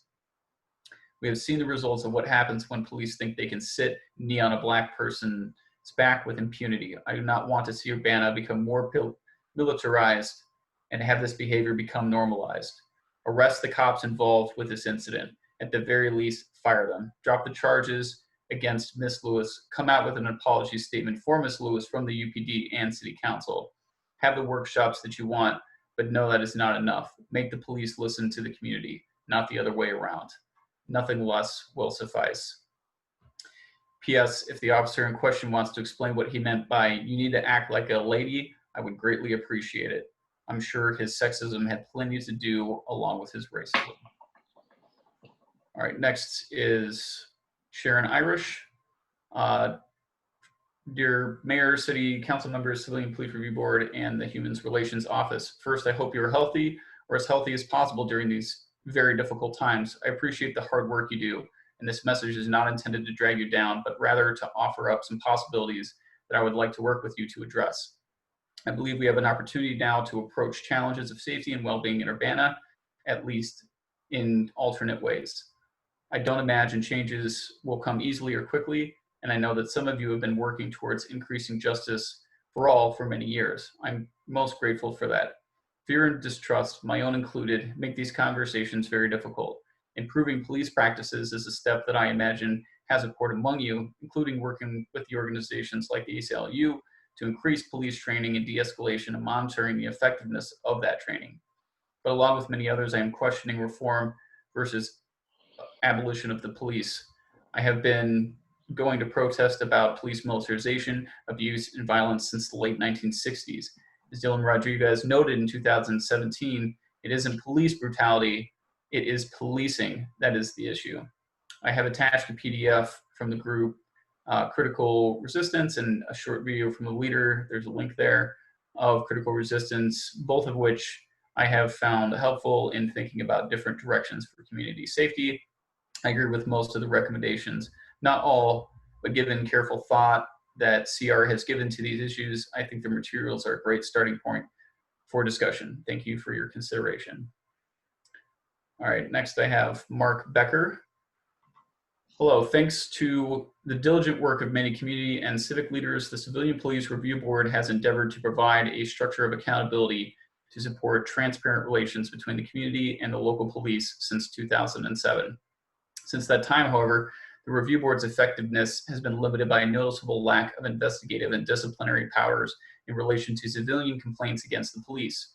Additionally, it is noteworthy that the ability for civilians to access this resource has been significantly hampered due to notary requirements. As a result of recent incidents of negative interactions between police and the community, i.e. the beating of a young Black woman on Good Friday of this year, as well as the growing nationwide push for increased accountability and trust building between the police and the communities which they are supposed to be serving, the importance of supporting the work of the CPRB is more urgent than ever. We have the opportunity to take concrete steps in building the trust and accountability that is absolutely necessary. If we are to have any hope of justice and peace in our community, I urge you to empower the CPRB with greater investigative and disciplinary powers, as was the original intent, and remove the arbitrary barriers to the complaint filing process. Do not miss this is your opportunity to signal your willingness to support these needed institutional reforms. The community needs your help now. Do not let us down. All right. Next, I have Emily Blevins. What heavy times we are living in. Since I last wrote to the council about the Alea Lewis case, the country has entered into an all too familiar stage of grief and outrage regarding violence committed by police against Black Americans and Indigenous and minority communities. While our community mourns Breonna Taylor, George Floyd, and Ahmaud Arbery, we have the opportunity to look inward to identify the processes in our community that could lead to the same results. The Alea Lewis case is but one example of how police across the country have a pattern of disrespecting Black Americans' rights. Rights such as presumption of innocence, right to know one's charges, and ultimately the right to their own bodies and to life itself. I am writing in support of the following request pertaining to the Alea Lewis case and the Civilian Police Review Board. I ask, one, that the third-party investigation of the Good Friday violence and arrest of Alea Lewis not be done by state police in the interest of true accountability, total transparency, and maintaining trust with the community. Two, that the charges against Alea Lewis be dropped due to the police use of excessive force and their lack of de-escalation tactics. Three, that the officers who assaulted Ms. Lewis be put on leave pending the investigations. And finally, four, that the Civilian Police Review Board be reformed to provide meaningful oversight of use of force by officers, including complying with its ordinance to review all developments or all deployments of tasers against civilians. In the current times, we must remember that complacency in the face of injustice only fuels anger, and we must renew our commitment to showing up when our community members voice legitimate demands. Sorry. It may be inconvenient or politically unpopular for some to prioritize the community's grievances over the status quo, which is favored by those in power. However, this is the way forward. We cannot be apathetic. We cannot see community members' grievances as nuisances. These are gifts, bringing our grievances to our leaders with faith that they will listen and will act, are gifts that allow local officials to address needs with minimal disruption. In order to maintain faith in the process of local government, the people must see results in a good faith effort on behalf of our elected officials to address our grievances. I urge us not to be complacent and instead to demonstrate an urgency for rectifying the unjust structures of our society. Next, I have Paul Kaiser. With recent local headlines over Urbana police brutality in the case of Alea Lewis, my young people asked, "How can we fix this, Dad?" I naively replied, "Don't worry, there's some sort of city department we can talk with. Would you like to write letters to them?" We found the Citizen Police Review Board on the city website and started crafting concise, direct concerns and requests with good grammar and spelling, I might add. This proud moment of encouraging participation in local government was cut short as I learned, the CPRB has been largely ineffective in its charter to provide residents a way to voice concerns to their police department.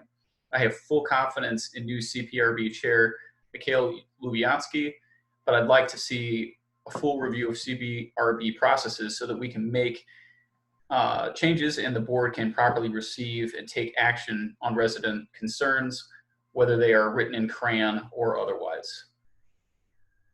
Up next, I have Logan Middleton. The racist police violence committed towards Leah Lewis by the Urbana Police Department on April 10th is all too obviously connected to the state-sanctioned murders of George Floyd, Breonna Taylor, and Tony McDade. It is and has for a long time been very clear that the acts of police brutality we've seen unfold across the country this past week don't just happen elsewhere. They take place right here in our home of Champaign-Urbana. The silence and complicity of the city of Urbana with this racist police violence is unacceptable. That there has been no justice for Leah Lewis nearly 2 months after her assault is unacceptable. Continued violence towards and murder of Black people by the state is unacceptable. The city must A, drop all charges against Leah Lewis now. B, put the officers who assaulted Leah Lewis on leave ASAP. C, commit to calling for an independent investigation of this incident. And D, take steps to minimize the impact of policing by defunding and ultimately abolishing the Urbana Police Department. Next, I have Karen Linder. I am 53 years old, and I have been witnessing this same struggle all my life. It has been shown time and again that our criminal justice system and the way we police in this country is racially biased. Studies have shown that racism is systemic throughout our judicial system and throughout police departments across the country. Urbana is no different. Several years ago, after the killing of Kawani Carrington, I had thought that the Urbana Police Department was making steps to become at least a little less racially biased. I took hope in the creation of the Civilian Police Review Board. It is long past time for the Urbana Police Department to own up to its own limitations and its own systemic racism. As a community, we can do better. There are many proven ways to de-escalate, use community policing, and allow for citizen oversight that all lessen the effects racism has on policing. I demand that all charges be dropped against Leah Lewis. I demand all officers involved in her arrest be put on administrative leave. Lastly, I demand that the Civilian Police Review Board review all aspects of this arrest and that the board be allowed to review all complaints received by the UPD. Next, I have Jamie Jones. I'm writing to urge the Urbana Police Department, working together with the Citizen Police Review Board and the City Council, to acknowledge the long history of racially biased policing and to explicitly commit itself to anti-racist police practice. I urge the city to begin this work with a thorough investigation of the April 10 arrest of Leah Lewis. I hope, 1, that the changes against Leah Lewis will be dropped, 2, that a meaningful, independent, and transparent investigation into her arrest will be conducted, and 3, that the Citizen Police Review Board will become subject to meaningful oversight. Thank you.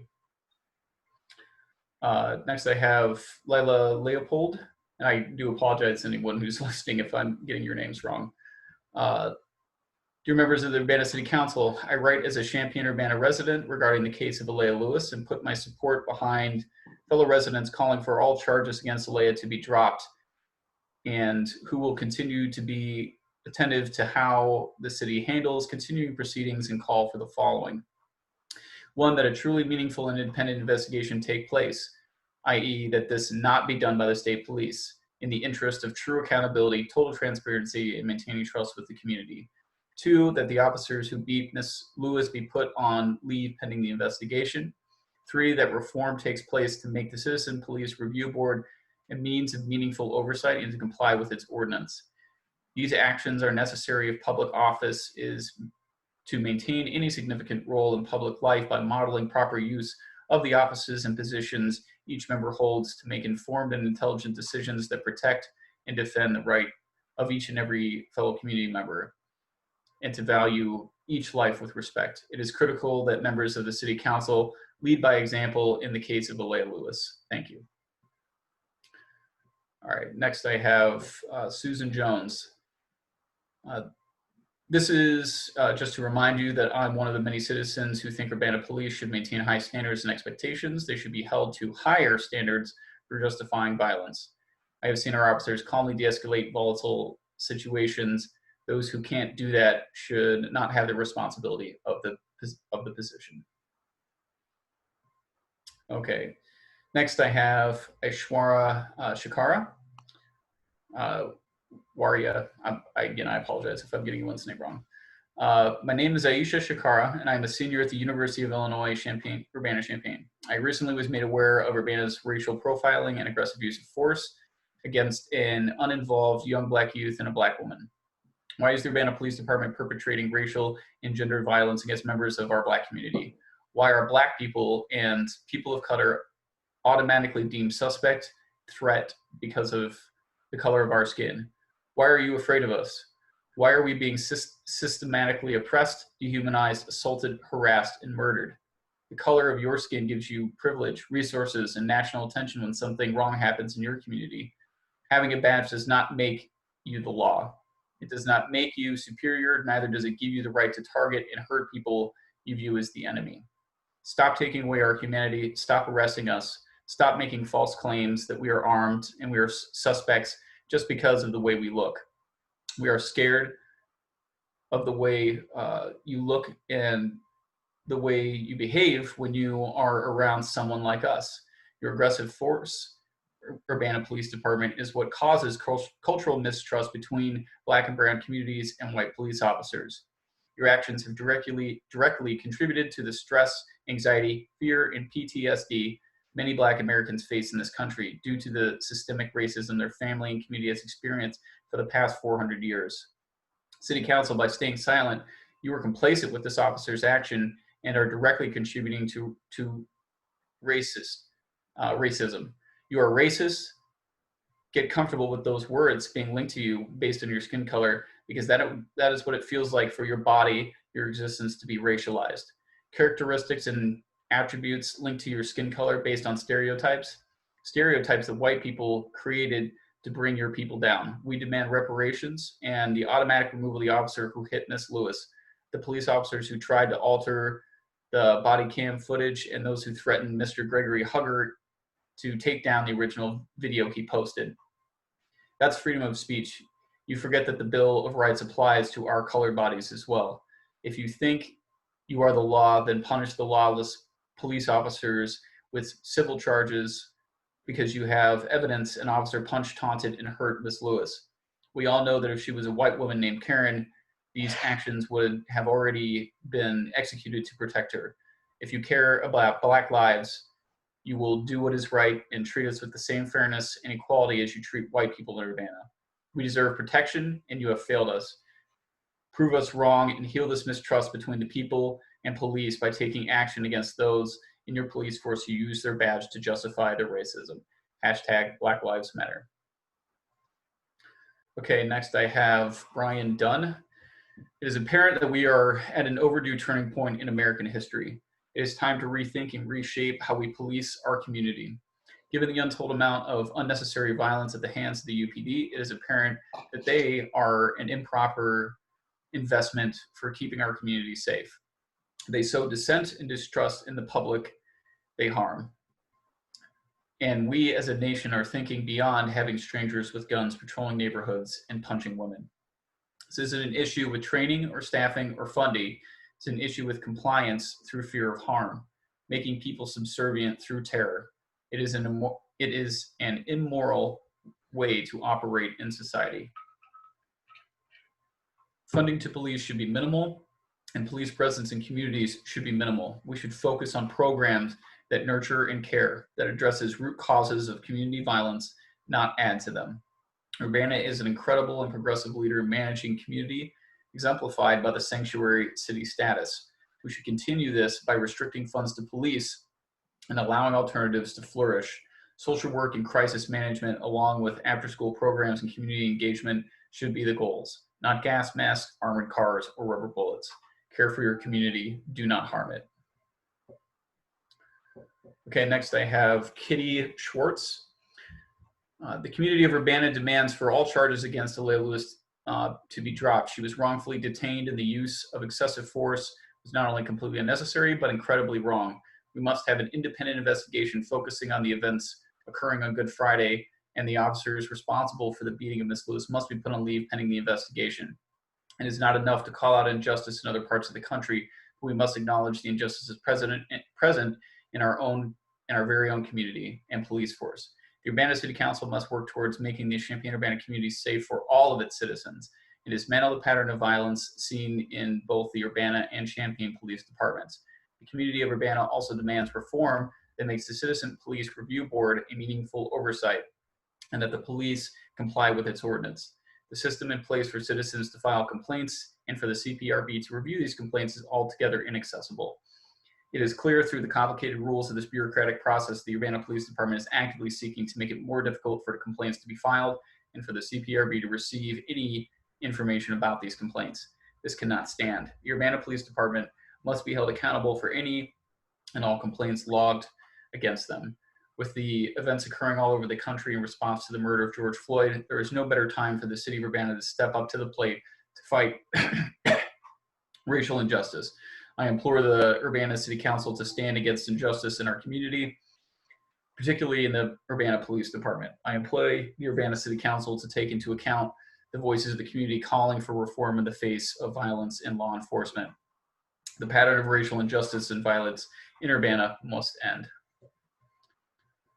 Okay, next I have Gabby Castellanos. And just so people who are listening are aware, I'm like 1/3 of the way through.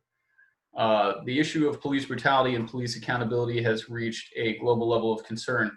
Now more than ever, it is time to take complaints and concerns about police brutality seriously. Protests in the Champaign-Urbana community have already started, and continuing defense of the police behavior during the arrest of Ms. Lewis will show to the community that our voices aren't being heard. Derek Chauvin had at least 17 misconduct complaints prior to killing George Floyd. These 17 misconduct complaints weren't met with the proper ramifications. The Urbana Police Department has the opportunity to avoid being negligent, and it seems they're putting more effort into protecting police officers than they are the citizens of Urbana.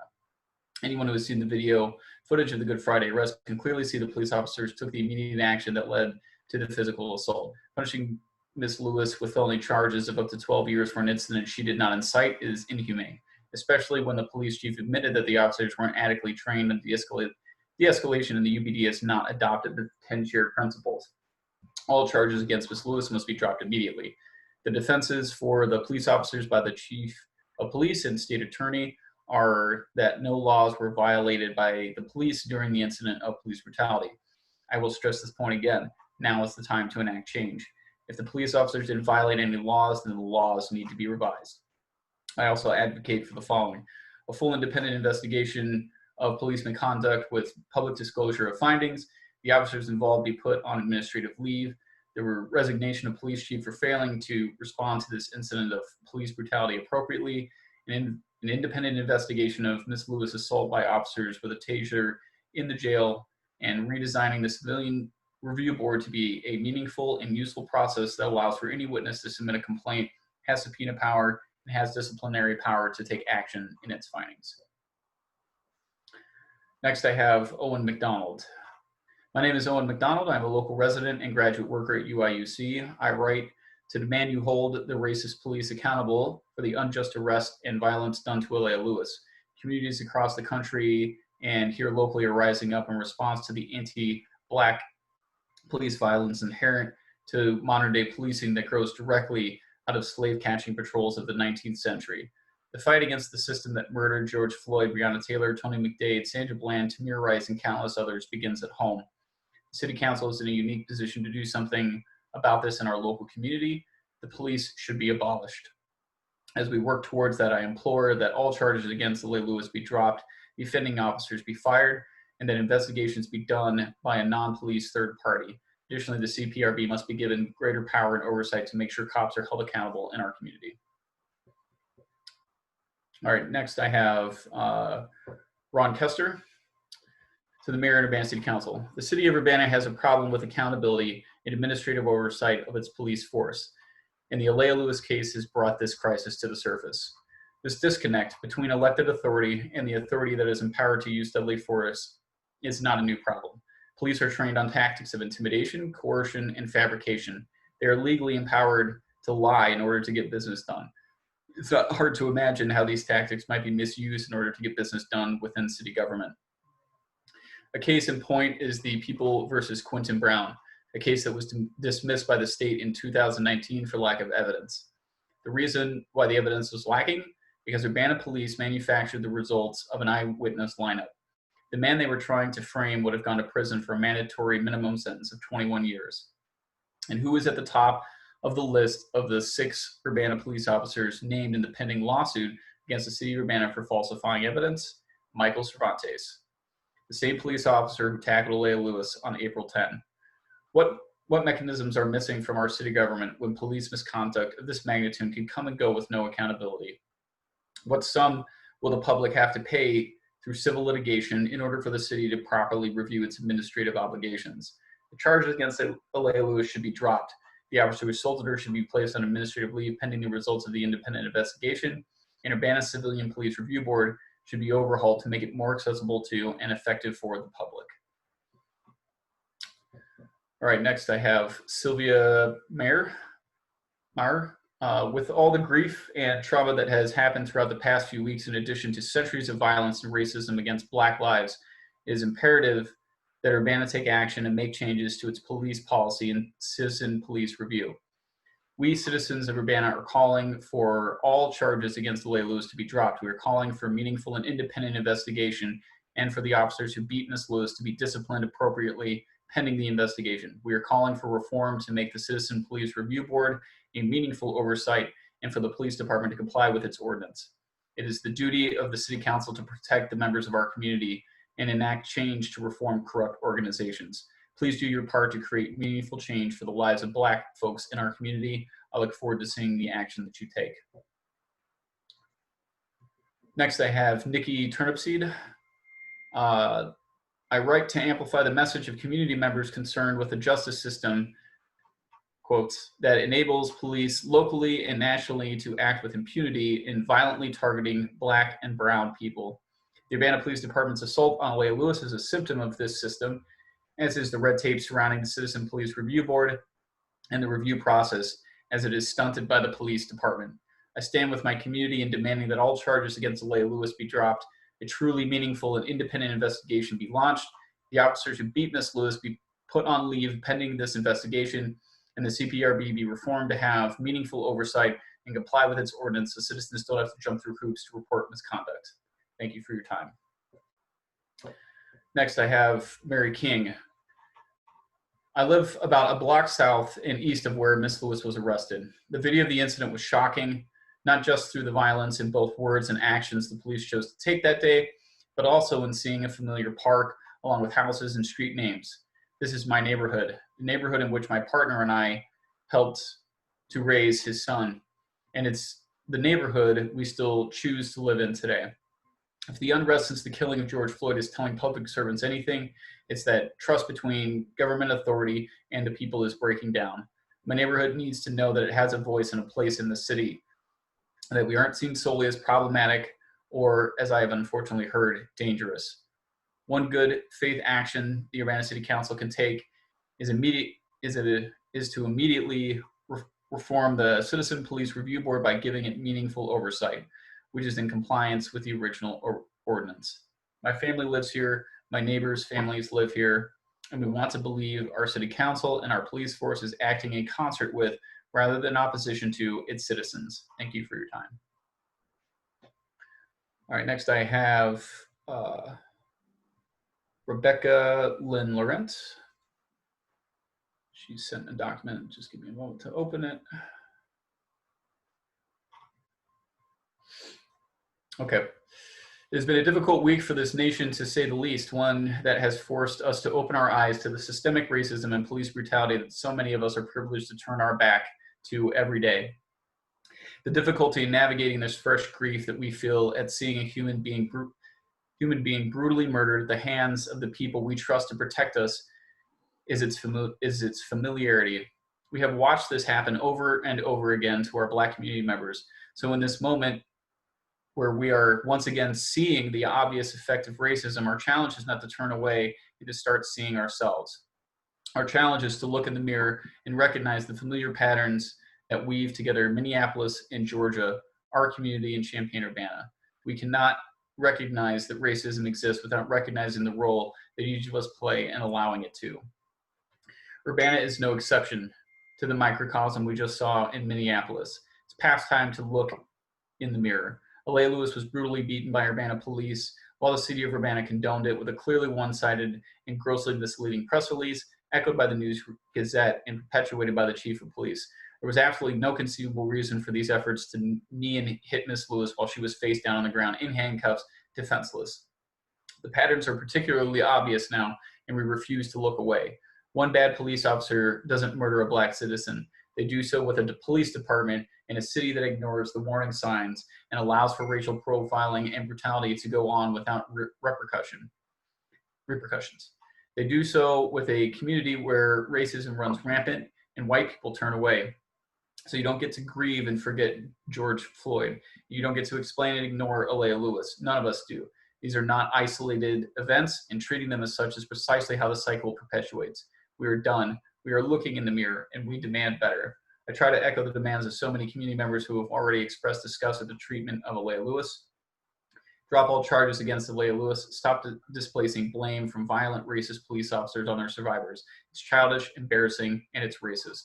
Conduct a truly meaningful and independent investigation and put the officers who beat Miss Lewis on leave pending the investigation. Start prioritizing Black lives over the image of Urbana police. It's childish and embarrassing, and it's racist. Reform the Citizen Police Review Board so that it may provide meaningful oversight and comply with its ordinance. Police don't run this community. We do. This is the moment. You have the power, and we are watching. All right, next I have Gene Ward. My name is Gene Ward, and I am a resident of Ward 7 in Urbana. I was unable to participate in today's protest or city council meeting, but I want to make my voice heard to you all anyhow. As I'm sure you are feeling, I'm very concerned about the multiple situations facing our country and our community. Although COVID-19 is a relatively new challenge, the challenge of racism has been in existence for far too long. I have generally been impressed with law enforcement in this community. I've seen many officers doing good work and interfacing with the community in positive ways. However, I'm writing about several concerns. It is my understanding that as a city council, you've yet to adopt the 10 shared principles put together by the NAACP in cooperation with the Illinois law enforcement. After reading these principles carefully, I must urge you to pass them immediately and then do whatever training is necessary in our local police forces to ensure that they are followed. A couple of these principles stood out in particular. One of them refers to procedural justice, including the pillars of fairness, voice, transparency, and impartiality. The area of voice has not been fully followed through on, although I feel you as a council had some good intentions. It is my understanding that our Civilian Police Review Board, which would be a great vehicle for the opportunity to have a voice in terms of justice, has not been operating fully in the last 5 years and has not been filling the reports they are to be filing. This is so important in order for our community members to be able to develop the trust in law enforcement that would make your job easier and would provide the community with better service. The other item that jumped out was the necessity for de-escalation training. I just retired from being a teacher at Cunningham Children's Home for 27 years. We are trained twice a year in Therapeutic Crisis Intervention, TCI, which spends a great deal of time on de-escalation training and also on safe use of physical restraint if necessary. We know that as employees at Cunningham, we are to use that physical restraint only as a very last resort, and that attempts to de-escalate must happen first if at all possible. If we do have to use physical restraint, one of the things that is taught most strongly is that if anyone complains that they cannot breathe, you must always adjust the hold, even if you believe their breathing is not impeded. We are also taught that if we notice other staff member seems to be drawn into a power struggle with one of our students, we are to tap them out in order to keep the situation as calm as possible. It is only by trusting each other that this works. After watching the horrific video of George Floyd's murder last week, I can only think that if I was trained in that sort of skill, surely our horrific video of George Floyd's murder last week, or surely our police officers must be monitored to be sure that they're using the skills they are trained in. I must say my thoughts also went in that direction after watching the video of our local police officers punching an unarmed woman earlier this spring. It is hard to imagine that de-escalation strategies were being effectively employed in that situation before it turned to violence. I urge you as a city council to ensure that these 10 shared principles are passed tonight if possible, and that they are carried out with all possible care and urgency. I urge you, Chief Seraphin, to review de-escalation training and principles with your officers thoroughly and often. I urge all of you to be sure that our civilian police review board is a real thing and that it does careful work and is accountable to you and the community. Thank you so much for your service and attending to these matters with great care. Mr. Chair, Yes. as co-host, could I suggest that we go to the people who are waiting to speak? They've been waiting for a while. It's already 9 o'clock. And I Okay. really would like to get their comments into the record. We have emails that we can always enter into the record and be part of the meeting. And it would give you a break too. Fair enough. It's been going hard at it. Okay, folks, well, we're gonna switch gears here real quick. I'm gonna start calling on people, public participants, folks who've had their hand raised. Some of you I've seen for a while. Thanks everyone for listening to me read and talk for an hour. I appreciate it, but we would like to hear what everyone else has to say. I'd like to start with, I'm sorry if I butcher your name, Mikhail Lubyansky. You're unmuted if you're around. Yeah, thank you. Can you turn on the video, or is that unnecessary? We're not doing video sharing, but everyone can hear you. Okay, very good. Good evening. My name is Mikhail Lubansky. I've lived in Urbana for the past 16 years. I am the brand new chair of the CPRB, and I will address you from the perspective of this position. But I want to be clear that my comments here are only my own and do not necessarily represent the rest of the CPRB. I want to start with just a couple words of gratitude. Like so many others, I'm extremely upset by the murder of George Floyd. I'm grateful to everyone across the country for peacefully protesting and organizing for justice. I'm heartened in particular to see so many law enforcement officers across the country take a knee in solidarity and otherwise support those who are protesting. I hope that all of us can see that justice, particularly race-based justice, is something that we all want, all need, and all carry the responsibility to work towards. Councilmember Jacobson talked about restorative justice. As someone who has been practicing restorative justice for over 10 years, I want to echo his call and underscore that restorative justice is not just for healing relationships. It is also about addressing unmet community needs, including, of course, examining, in collaboration with African American and other communities of color, police hiring and use of force policies, as well as police workplace culture to ensure that our communities are policed in ways that match our values and honor everyone's humanity. George Floyd was murdered in Minneapolis, but anyone who has been following national and local news understands that it could just as easily have happened somewhere else, including Urbana. A couple words, just information about the CPRB, since we seem to be focusing a lot on that. The Urbana CPRB is essentially an appeals board. Apart from reviewing all taser deployment by the Urbana Police Department, which we have been doing since the UPD acquired tasers. What this means is that when Urbana residents have a complaint about police conduct, that complaint is investigated by the chief of police or someone designated by the chief, who then issues a findings letter either affirming the complaint or determining that it was unfounded. Upon receiving this letter, the complainant has the right to appeal within a given number of days. Those appeals go to the CPRB, which means that most complaints about police conduct are never reviewed by the CPRB. In fact, my understanding is that since the CPRB was created 7 years ago, which is before my time, it has reviewed a total of just 4 appeals. In the case of Aaliyah Lewis, as the mayor mentioned in her opening remarks, the city has hired an independent consultant to investigate what happened. I have no reason to doubt the competency of the firm. It may well be that they are more experienced and better able to review what happened than our CPRB. I wish them well, and like others in attendance here, look forward to their conclusions. But it is notable to me that the city decided to bypass the CPRB when this commission literally exists to do exactly this sort of thing. I'm not sure what it means that we were bypassed, but the other CPRB members and I do not want to do nothing.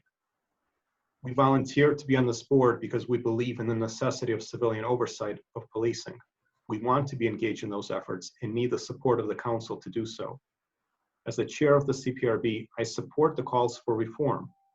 In particular, I would like to see the CPRB be empowered to review all complaints, not just the appeals, and to have subpoena power to aid our investigation. I thank you for your time and your attention. Thank you. I'm gonna go down the list from folks that I saw afterwards. Next, we'll go to Alan Axelrod. Bear with me, I have to mute the police scanner. All right, muted. Okay. So I first wanted to start off by acknowledging some exceptional comments that were made tonight by our public officials, namely starting with Bill Brown for recommending the city of Urbana not use a police agency for the third-party review. It sounds like a firm was already selected, so I would just like to state my appreciation for that. Also to Jared Miller for stating in no uncertain terms that he believes that the city council ought to have a more direct hand in police oversight in appreciable and valid detail. There were a lot of other notable comments, but I also wanted to turn to Eric Jacobson for sharing his deeply personal experience, which is something that I do not have, where he had talked about his black child having been assaulted where the assailant was not charged. To that I say, thank you for sharing. That's not easy to do. And Aaliyah Lewis's parents can relate. We have to hold the police to higher standards of public accountability.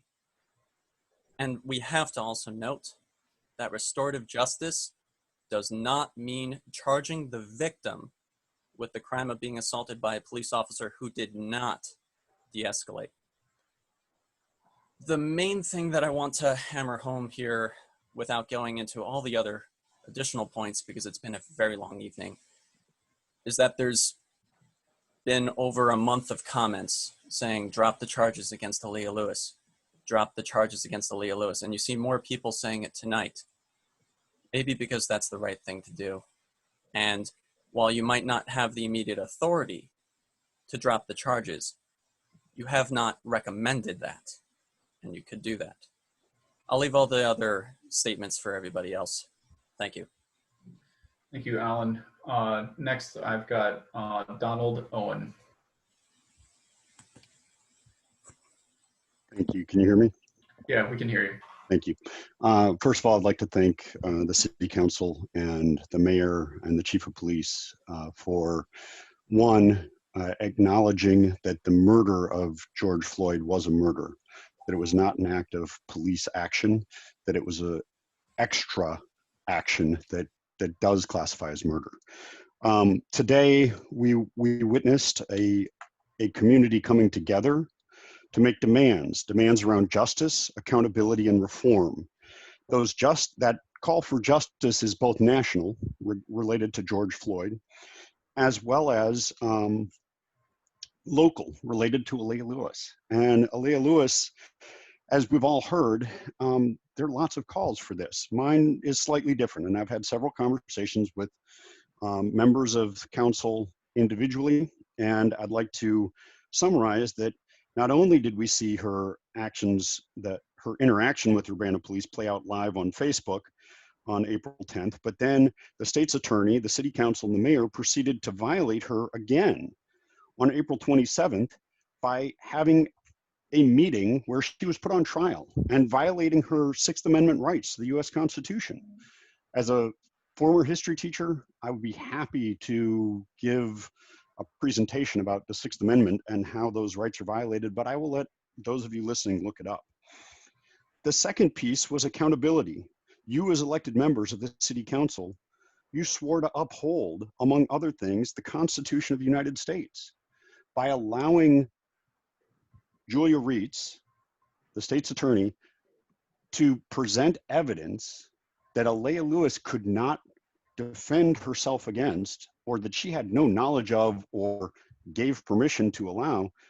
You put her on trial already. She no longer has the ability to have a trial by jury because it's not impartial. And finally is reform. I've been asked by several people to submit an application to be a member of the Citizen Review Board. And before I did that, I did a little research, and I realized, as Mr. Lubansky so clearly stated, that this Citizen Review Board is not really a review board, but it's an appeals board. And it's not even an appeals board, it's an appeals review board. And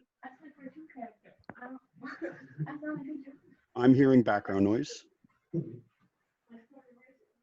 And before I would ever submit my name to be a part of the Citizen Review Board, we need to see lots of reforms. Mr. Lubansky stated that it needs to be not just an appeals board, but there needs to be accountability built in. It needs to have subpoena power. And I would echo what Gene Ward said. The 10 shared principles need to be adopted immediately. And then beyond that, you need to go much farther, because the principles are, I would say, soft. The calls for reform that I heard today were much stronger than those 10 shared principles. I'll put the rest in writing, and I will submit it to the board for your review. Thank you for your time.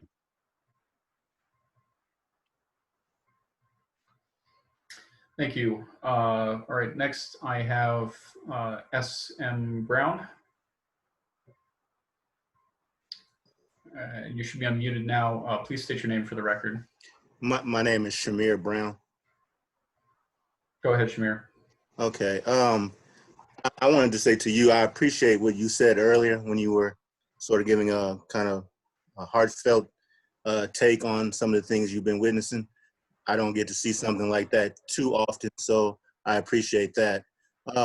My comments would be directed more towards the mayor. I feel like I hear a lot of people being willing to be great community participants and even city council people in terms of kind of trying to iron out some of these things, but it would be my thought that mayors and police chiefs have actual kind of button pressing power in order to influence what goes on with police officers and agents of the law in terms of what they do and don't feel that they can get away with as they carry out their duties.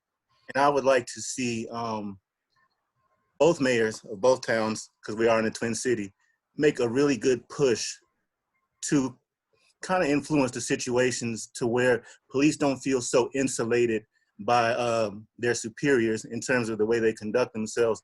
Because I believe that's the only way that we can start to reach a point where this change that we're speaking about actually happens. I feel like there's too much sort of, there's too much confusion as to who's actually in charge. And the people seem not to know where to go to get the answers that they're looking for. And I don't believe it's actually that hard, because we actually do know who's in charge and we actually do know who can push the buttons. And I'd really like to see both mayors, and since Mrs. Marlin is in here today, which I appreciate, I'd like to see her make that push on her side of the fence if she can do so. Okay, thank you. Next up, I have Minnie Pearson.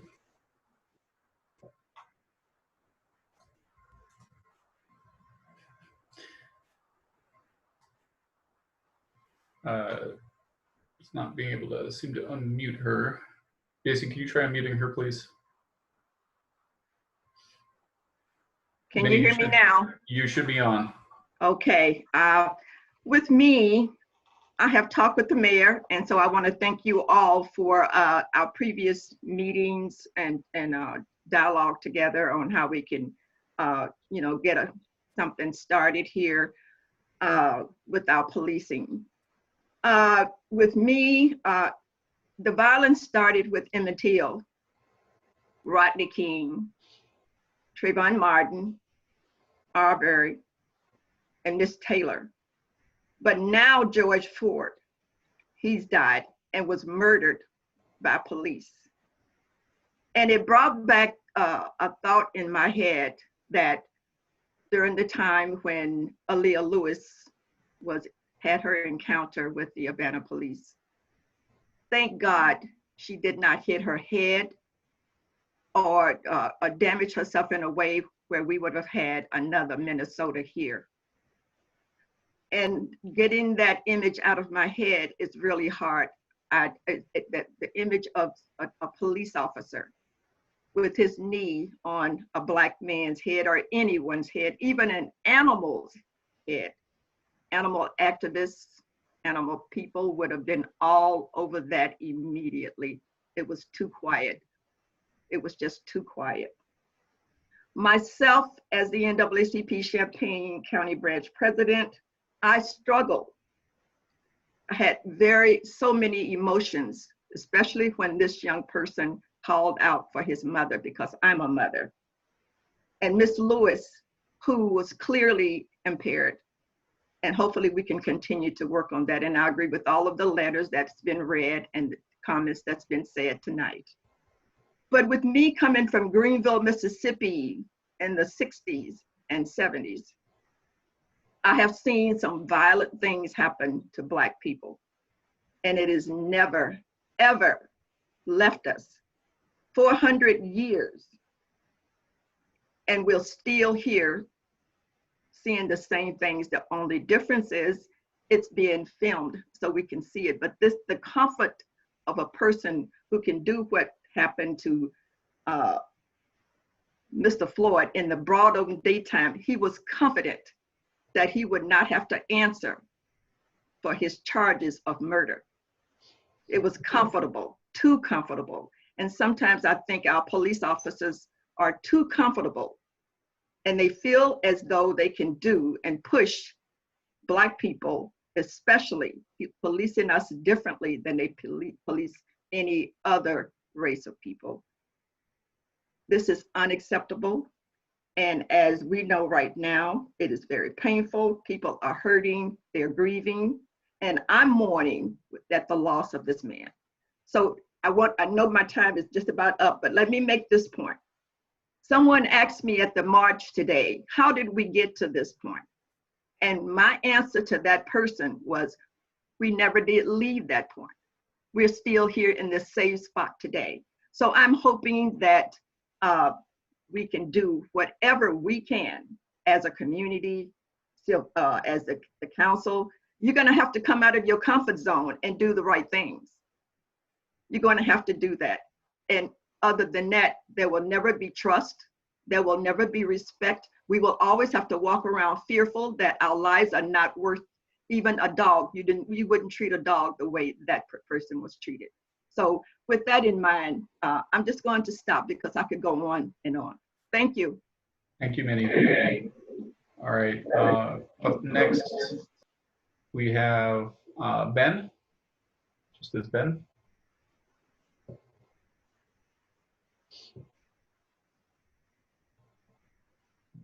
Jason, you want to hit his unmute button? I think we did it at the same time.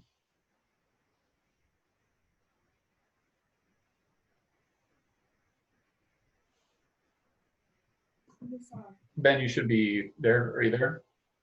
Yes, Ricardo Diaz. We can hear you. Okay, thank you. I am Ricardo Diaz. I've been a resident of Urbana for the last 12 years. And today, although I don't represent the board as Mikhail either, I am also a member of the CPRB.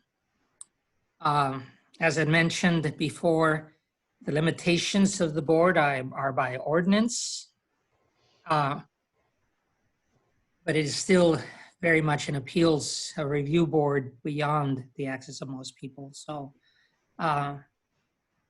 the Good Friday case with Ms. Lewis doesn't have to be addressed directly here for the objections of many have been, but I think the public and the board deserve an explanation as to why we did not use the CPRB to bridge dialogue and learn from each other, because this is not going to be the only case that we will have in our town, sadly. Skipping the board on this has really made this very bridge installed for communication to flow to be weakened, and it's time to fortify it. At the last meeting of the board that we had, we proposed to make some changes. Our April meeting was canceled without our consent. And I think that from my perspective, I align myself with others to signal, to mark, and then to make the changes that the board's rules, powers, and procedures get made.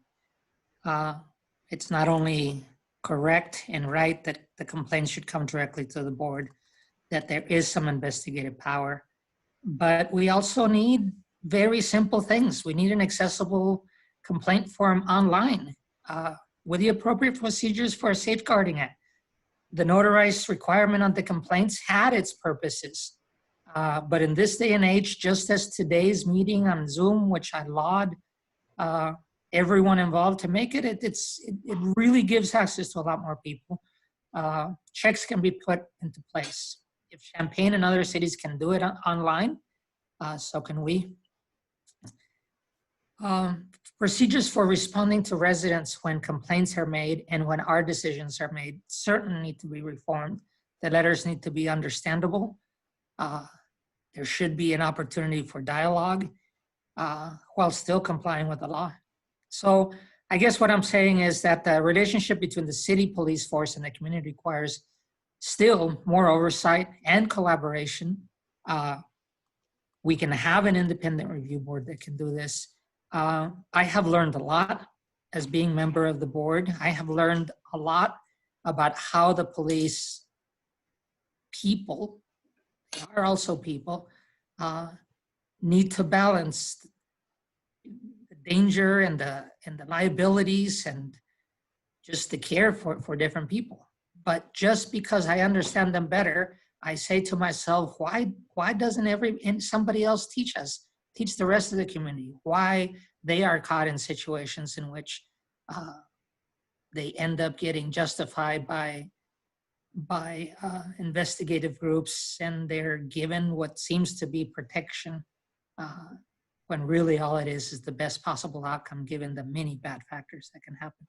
So I address myself to the city council members first in that I empathize with much of what you said. The power to review and to change the board, I think, can be very well made through you, but in collaboration, the specific changes.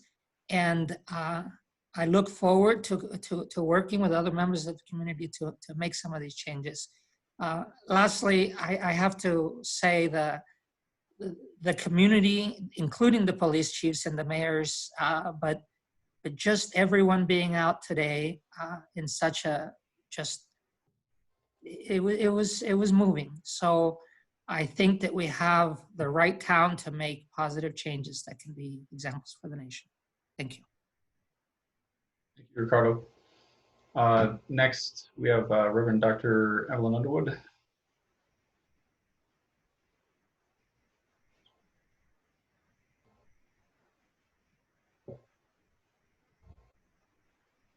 Dr. Underwood, you should be unmuted.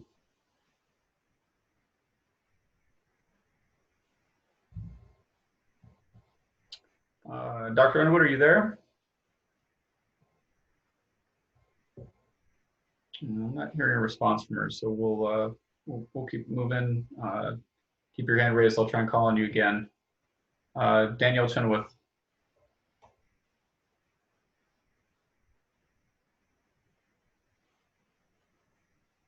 Waiting to be. Hello, can you hear me? Yeah, I can hear you, Danielle. Great. My name is Danielle Chenoweth. I live at 412 West Illinois in Urbana, and I've lived here since 1995. The story of George Floyd has already happened here in Champaign, Urbana. Greg Brown was suffocated by Champaign police behind a dumpster on White Street in Champaign, begging for his life in 2000. This is one of the reasons we founded the Independent Media Center. In 2009, 15-year-old unarmed Kewan Carrington was killed by Chief Finney, who went on to make over $100,000 a year advising police departments. Kewan and his family still have no justice to this day. We are lucky Aaliyah Lewis is still alive, but she is deeply traumatized by her torture by Urbana police, and then watching city leaders justify this torture, tell her she sustained no injuries when you denied her medical care so there would be no documentation of those injuries, and tell her she has to learn how to interact with the police as the solution. Please review the documentation and take note. While the police had her on the ground, she told them, if you have a female police officer, she can come search me. She told your officers what they needed to do to secure the scene and her compliance. Instead, male officers initiated contact and she freaked out and the police beat her in response. Once she is in custody, down. Instead, they force her into a squad car and end up putting a hood on her head and shackles on her legs. This will last a lifetime for her to recover from this trauma. Listen to the audio. Everything that Aaliyah says shows she felt racially profiled, disrespected, and treated less than human. Everything she says was fighting for her dignity. No one has justified why Officer Ruff kneed her in the rib. You should listen to the audio again. He strikes her right after she calls him a racist. This is a racially charged incident. I helped to create the Civilian Review Board of Police when I served on City Council in 2007. It was greatly watered down by the council and the mayor at the time. Looking at the shambles the CPRB is in now, I wonder if I should have voted it down then. I see that it has been useless during this time. And honestly, I feel shame that I put it forward. The CPRB is a tool that can work in your favor. It can show you data and patterns to address problems before they spin out of control. If you want to avoid a death by police, you must have real oversight. The fact that the CPRB has repeatedly violated its ordinance and is highly managed by the police shows we need hands-on management by elected leaders now. An independent investigation needs the following. First, you must put Officer Ruff and Cervantes on administrative leave for this investigation to be credible. Two, the investigation must be done by an organization credible to the community, not a police department. Three, you and the investigator must look at patterns of behavior and complaints of specific officers, Ruff and Cervantes. In particular, look at the Quentin Brown case and the behavior of Officer Cervantes. The investigator must review the many hours of public input, which has been well researched. We are a contribution to this investigation. We are not a sideshow. Racial prejudice must be part of the review. It is central and core to this conversation. The resulting report must be released to the public. The investigation must look at police policy and use of force. Chief Seraphim has said unequivocally that the behavior of Cervantes and Ruff was justified. This calls into question the entire use of force policy and police policies, and they should be looked at carefully.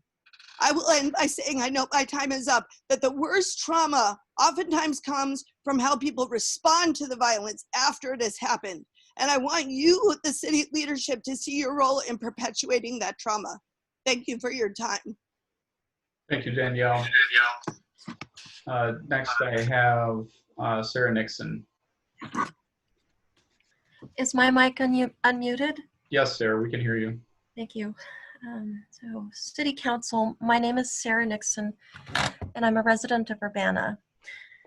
Briefly, I want to avoid unnecessary repetition, but when inaction continues in the face of grievous injustice, repeating the message does become essential. And so I will speak again in advocacy for Aaliyah Lewis, who, as you know, has suffered unprovoked attack, arrest, jailing, tasing, and prosecution simply for trying to ask an Urbana cop a question. Today, the Champaign-Urbana newspaper reported just a few hours ago, actually, that Chief Cobb of the Champaign Police Department and Urbana police officers bent down on one knee with the protesters, of which I was one this afternoon. This was a touching gesture of solidarity, a symbol of the very human and racially diverse side of law enforcement. And Chief Seraphim and the mayor walked with the peaceful protesters. Some citizens, seasoned activists who've chanted and marched for decades in circles around government misconduct and corruption, and other citizens who are feeling very weary and raw, having personally suffered police brutality, would say that that was also a great photo op, a PR stunt staged with the media. How are we the people to decide which interpretation rings more true? If the state's attorney goes forward with the wrongful criminal charges against Aaliyah Lewis, then Chief Cobb's gesture, as well as the assertion that Chief Seraphin and Mayor Marlin walked among us today in solidarity with our protest, becomes a joke. It is a truism that the vocation of law enforcement attracts the very best among us, and also the very worst. I'm speaking now again to the best among you at the Urbana Police Department, to those officers who feel frustration, and to those whose morale is being badly impacted by the Aaliyah Lewis fiasco and by racist policing and cover-up generally. And I'm speaking above all, once again, to the leadership when I say, on behalf of our community, that I renew my call for the city government and the UPD to move forward with great humility and great courage, and to start by recommending to the state's attorney that all charges against Ms. Lewis be dropped immediately without further fanfare and without further review theatrics. In closing, I am struck and not a little troubled that there's been much reference today in official statements to the cold-blooded murder of George Floyd, and yet so little said about Aaliyah Lewis. Yet from the perspective of the African-American community, but for the grace of God, there went she. And as a footnote, I commend the new chair of the Citizens Police Review Board who talks about reform and restorative justice. City Council, you need to empower this board to begin its restorative justice program, starting with Ms. Lewis. Thank you, Sarah. Next, I have Vijay Patel. Yes, hello, can you hear me? Yes, you're on. All right. So I'll keep this brief. I initially had hoped to call in to discuss the topic of today's protest, which is, as we all know now, systematic police violence that seems endemic in our town, among so many others. But it's clear now that these topics have been amply addressed by the comments that Jared has read out to us at length, and that the City Council has no plans to engage in a conversation about this today, and it's going to be pushed off to a later meeting. So instead, I'd like to address another issue that this meeting has made glaringly obvious. And actually, that's each of you, the City Council, and what you've made us sit through this evening. So this meeting was billed as a public input session, and at the planned start time, we quickly maxed out participants. We saw that we had 100+ people trying to join, but instead of actually engaging with public input then, you managed to spend an entire hour discussing your own perspectives and experiences, while allowing the Urbana Police Department chief, who's perhaps the most important stakeholder present at the meeting, to leave after a 5-minute prepared statement. So what kind of statement does that, what kind of message does that send? Only that Urbana PD has no interest in hearing our concerns, and that you all, the City Council, have either little interest or ability to ensure that they do. And to the mayor, if the Wednesday session is going to be too busy to adequately address this topic, you need to make time. You can call a new meeting. You guys just don't seem to get it. When marchers are out there, 1,000 people or so today, yelling no justice, no peace, they mean it. And by they mean it, I mean we mean it. And so by the time I'm reading this, the majority of those who are on the streets today, who would have been so eager to participate to make our local government more effective, will already have left. I mean, you can see right now there's 58 participants on this call, probably because they have better things to do on a workday than listen indefinitely to what largely should be reserved for your personal Facebook pages and re-election campaigns. And so I urge you all to think about what it means that you've taken this opportunity for community input and made it largely about yourselves and bereft of any opportunity for conversation with community members. This is not a conversation. Me reading this statement, half the members not on video, and then just moving on to the next one is not a conversation. Oh, and specifically to Bill Brown, earlier this meeting, you mentioned that you recently became aware that Champaign has a more effective review board system. This is something that a 5-minute Google search could have told you. And this is after weeks of public complaints on this issue. I mean, in my opinion, that just means maybe you should find another way to contribute to this community. Thanks for the time. Thank you.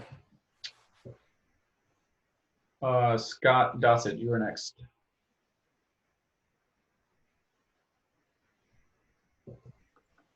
Hello. You're unmuted. Okay, great. Thank you. Yeah, good conversation. My initial call-in was item 4 on your agenda, particularly the CPRB reports. I'm the lone surviving original member. And so I'll do most of that input Wednesday when the next meeting comes, as I understand it.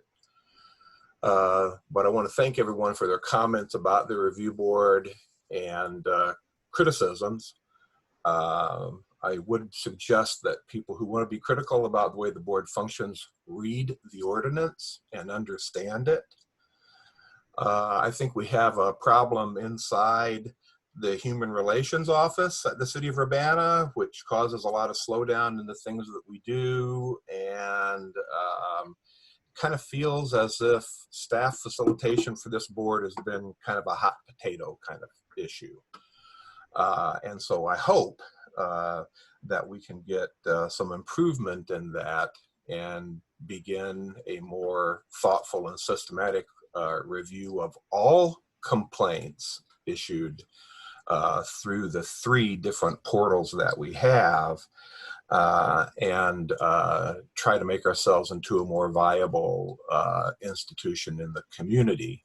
I can only echo Mikel and Ricardo, who said that those of us that spend our time on the board do that because we really do want to do community service. And it pains me to hear Danielle look back at the history of the way the ordinance was written and the board was founded, although I think she and I probably agree on that. So I thank everyone for their time, and I'm finished.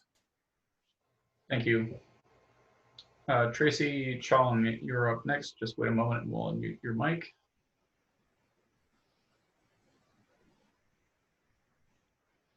Okay, can you hear me? We can hear you, Tracy. Okay, hi, my name is Tracy Chong from Urbana. Chief Seraphin, you tell us today that you feel shocked and anger watching the murder of George Floyd by police officers. But at the same time, you gave a presentation justifying your officers beating, kneeing, and pinning Aaliyah Lewis to the ground. That seems extremely hypocritical. Must someone die before you feel shock and anger? Mayor Marilyn and council members, you have heard so much from the public. Yet every meeting in the past few weeks, we were met with silence. You had a choice to respond, yet you chose not to. Not until today, after George Floyd was murdered. That's sad and not what we residents expect from elected officials. City council meeting agendas are set up in a way in which the public input session feels like a checkbox to get over with. On to the next item, so that there's conveniently no response from city council members. It's also set up in a way that the city always has the last say. For example, after Chief Seraphin's presentation, no one could say anything until the next week. This Wednesday, the public will have no way to comment about the CPRB report that will be presented, and we will have to wait until the following week to provide input. Maybe this is something that you guys can discuss and change. The city's action after the beating of Aaliyah Lewis by Urbana police officers showed residents that protecting the city's and Urbana Police Department's image was the highest priority. Up till today, UPD and the city is still maintaining that the violence shown by police officers is according to policy. Sergeant James Corey-Coker, Sergeant Michael Cervantes, and Officer Eric Ruff are still not put on leave pending the independent investigation. Complete body camera footage of all police officers involved are still not released to the public. Charges against Ms. Lewis still have not been dropped. Moving forward, I have concerns regarding Elizabeth Hannon's memorandum about the CPRB reporting that was supposed to happen tonight.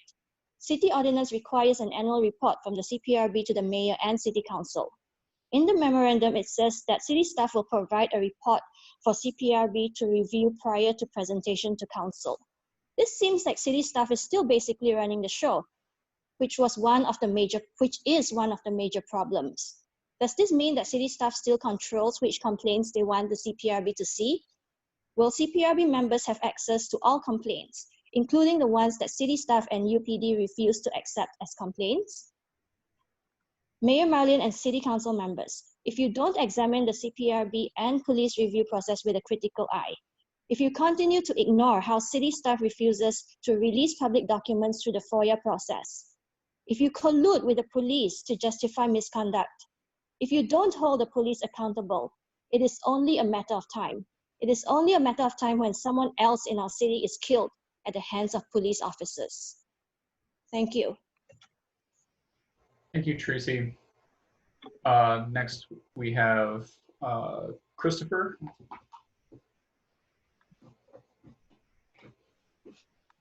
Hello? You're live, Chris. Okay, thanks. My name is Christopher Hansen. I live in Urbana. I see a lot of people attending today's meeting, and I'm not sure how many have been following City Council for the past 7 weeks, but most of those meetings involved between 10 and 30 people speaking about police misconduct. And the vast majority of that public input was given no recognition by City Council members. Most of those meetings, the council members all stayed completely silent. And when we did hear a response, we heard Chief Seraphin and Mayor Marlin and some other council members repeatedly try to defend the police and blame the victim. And as I think about the situation today, weeks later, I really think some of you, namely Chief Seraphin and Mayor Marlin, have gone so far in the wrong direction that you just won't ever regain the public trust again. At a meeting which was supposed to be all about public input today, I listened to the mayor and the city council speak about themselves for over an hour. From my perspective, much of this commentary seemed self-serving. You sat in silence for weeks and you ignored the problem of police misconduct for years. So now the question isn't just about finding fixes for police misconduct, but about how to fix a broken mayor and a broken city council. I heard Chief Seraphin say today that he supports investigative efforts into the George Floyd death. Well, that's just great. But I did not hear Bryant Seraphin say anything about Urbana's Civilian Police Review Board. Bryant, if you're still on the call, why don't you tell the public how many police complaints you've denied this year? Why don't you tell the public how you think that denying police complaints helps build trust? I was out at the demonstration today, and I happened upon Chief Seraphin and Mayor Marlin, and I asked them what they thought about changing the police complaint process. Chief Seraphin said he had no comment. Mayor Marlin said she had no comment. Then in Champaign, I saw Chief Cobb and Mayor Finan make a similar public appearance, and I endeavored to ask them about the Champaign Police Review Board. Chief Cobb had no comment. Mayor Finan refused to comment at all. And then Cobb and Finan and all of the city staff fled as the public tried to calmly ask them questions. It seems to me that most of our city officials use today's demonstration as nothing more than a PR opportunity, and this is just more of the same. Today, I heard Bill Brown say that Urbana has rigorous police hiring practices. Well, the evidence indicates that you're wrong. And I'd like to point out that out of about 60 police officers in Urbana, maybe one of them actually lives in Urbana, and most of our officers don't live in the CU area at all, but come from the all-white towns nearby. I heard Dennis Roberts say that he hears us. Well, if it would have been nice if you had given some thought of something more to say about the subject during the past 7 meetings rather than remaining silent most of the time. I heard Jared say we need to have a conversation, we need to talk about this. Well, the public has been trying to have a conversation for nearly 2 months, and we all feel shut out. I have one request right now, which is that whatever you do in terms of a police review process or a review of the Aleo Lewis arrest, I want you to add into that review that whomever you hire needs to review the Urbana Police Department review of the arrest. And I want them to explain or tell the public if they think UPD's review, which they presented on April 27th, was satisfactory. And I think you should really consider including that in that investigation. Thank you.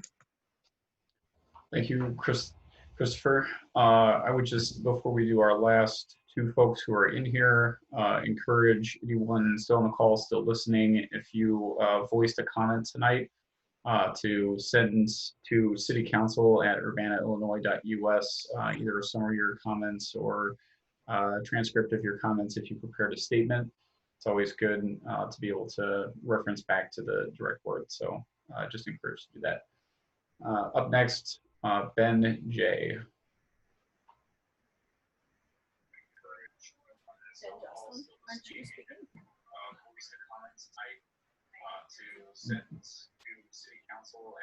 Ben, you sound very distant. I don't know if that sounds the same way as everybody else, but I can barely hear him.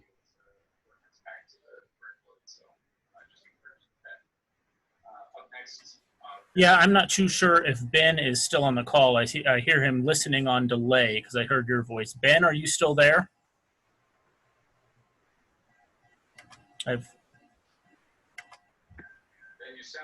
Hello. Ben, are you there now? Can you hear me? Yeah, we yes. can hear you now. Can you hear me now? Yeah, there's a little bit of echo going on. I don't know if you're watching the stream as well or something, but yeah, sorry about that. So thank you for being on here still tonight. I'm going to try and keep this short, but I want to briefly go into this is Ben Jocelyn, Urbana resident for a long time, born here. Want to talk a little bit about how it's not just Derek Chauvin who killed George Floyd. Before he committed this murder, there were 17 complaints about his improper use of force. He was allowed to stay on the force, and that led to this violence, and everyone who failed to review and rebuke and curtail his actions are complicit in the murder of George Floyd.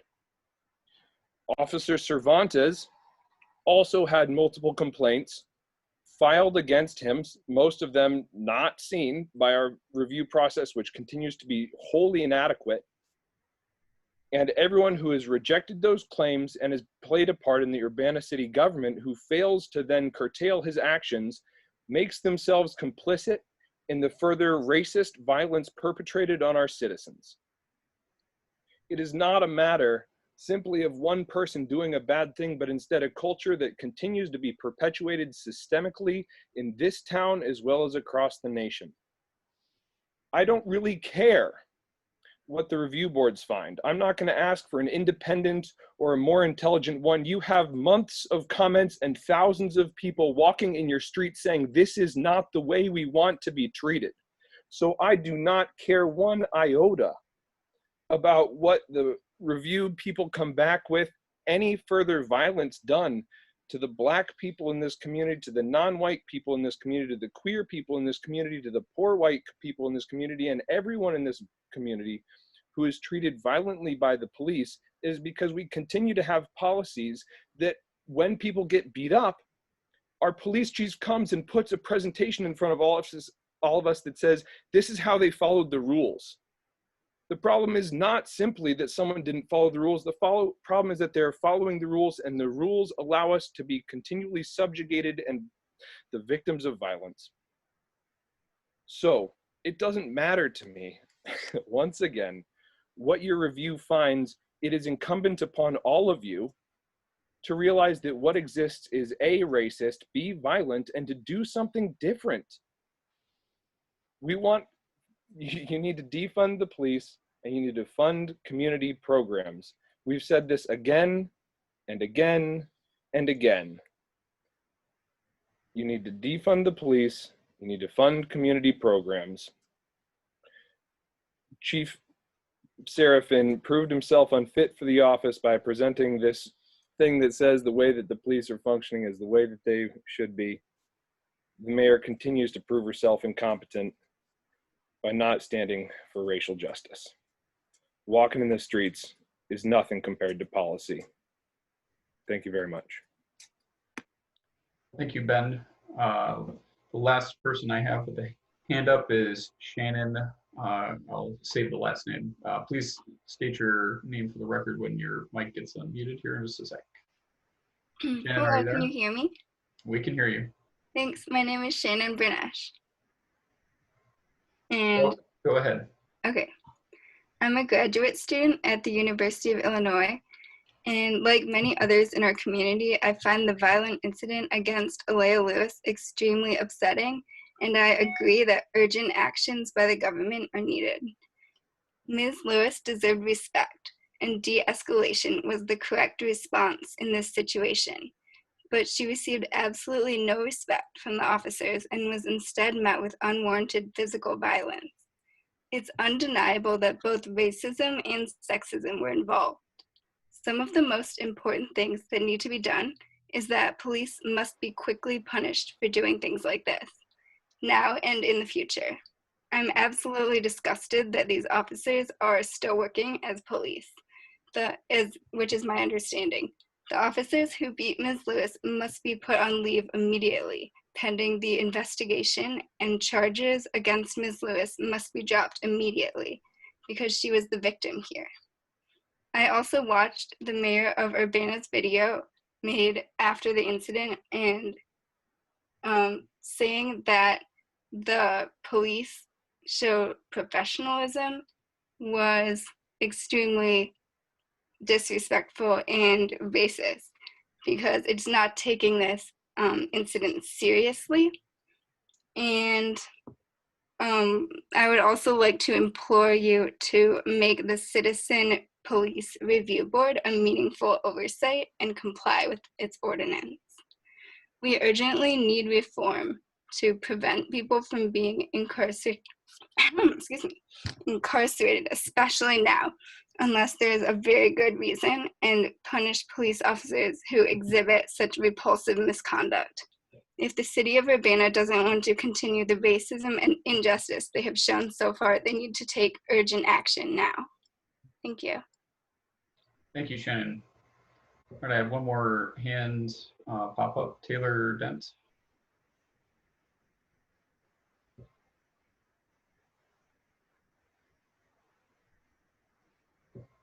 Jason, do you see that hand?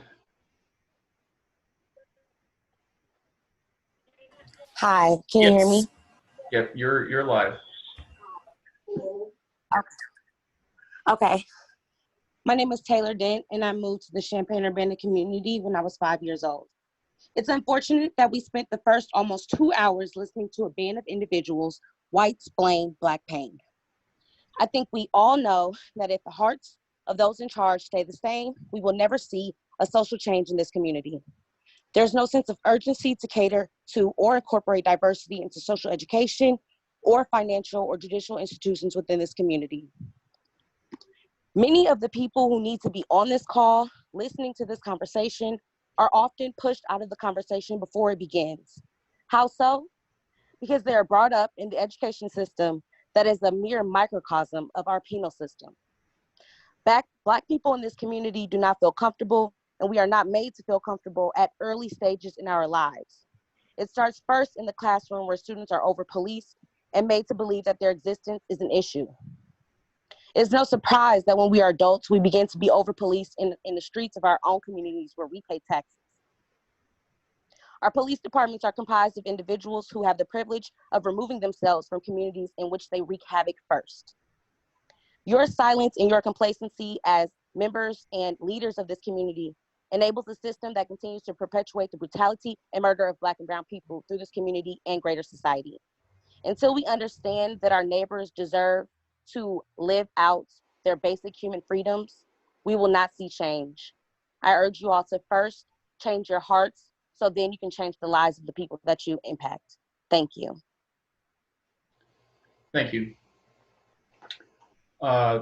So I do not see any hands up that have not yet been raised and called on. If you were in the meeting and you would like to make a comment before we issue our continuance to the next Wednesday meeting, please raise your hand and I'll call on you now. All right, I have one hand up from from Precious Kelly. You should be live. Can you hear me? Yes, I can hear you.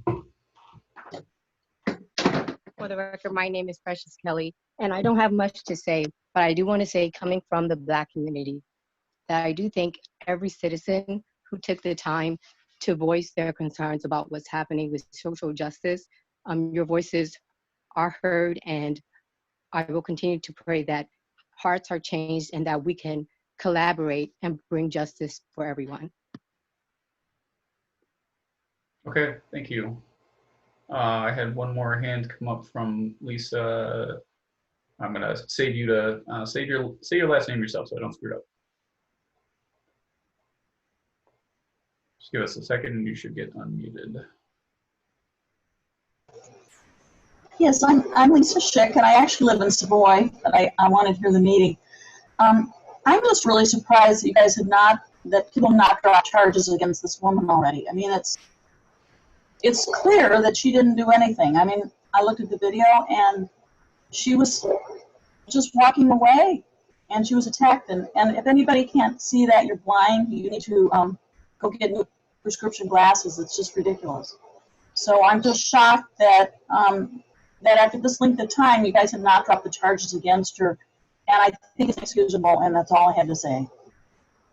Okay, thanks, Lisa. Okay. Okay, if there was anyone else who wanted to make a comment at this time, please raise your hands. I'm not seeing any other hands go up.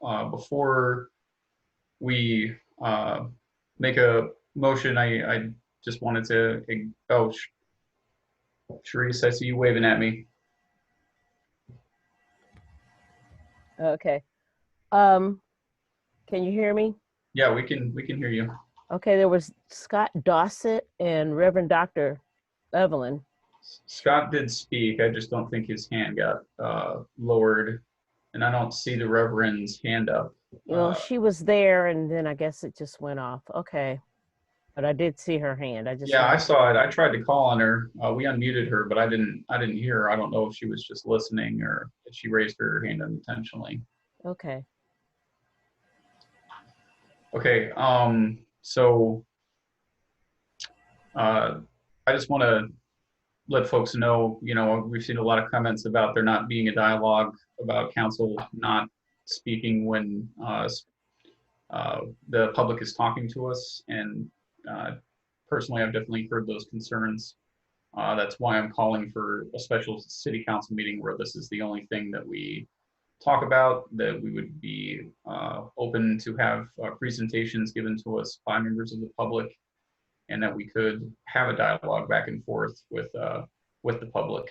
I guess it's traditional that the city council does not use public input methods as a back and forth time for dialogue. I think that we usually receive input, and if there's a discussion item, we talk about it, and perhaps we just need to be more conscientious about how we do that, so folks know that we are hearing them and we are taking their considerations into account. I know we have also said that there was probably not going to be public input at the next meeting because we did it for this one, and it's a continuance of this meeting, which is a procedural thing that I think we can bypass and still be able to receive input from the public. I don't know what the procedure is to make sure that we are able to do that, but I will certainly advocate for it. Before, what we're going to do tonight to end this meeting is I need a motion and a second to continue the meeting to the next planned meeting, which is this upcoming Wednesday at 7 p.m. And I didn't see any information that we needed a vote to do so. Just a motion and a second was enough. If any council members know differently, please let me know. I'm sorry, Jared, I want to double check with the deputy clerk. I think that she received a couple of emails. So let me find her here on this call and ask her to unmute just to make sure that city clerk didn't see any separate emails there. Wendy, did you get any emails for public input? Yes, I have a couple emails I need to read into the record. Okay, go ahead, Wendy. Okay, Gabby Castellanos, did you read that one earlier? I do not believe that I did. Okay, she sent an email and she wants to make sure that all drops are charges are dropped against Aaliyah Lewis immediately. This felony charges blatantly encourage and rewards police brutality.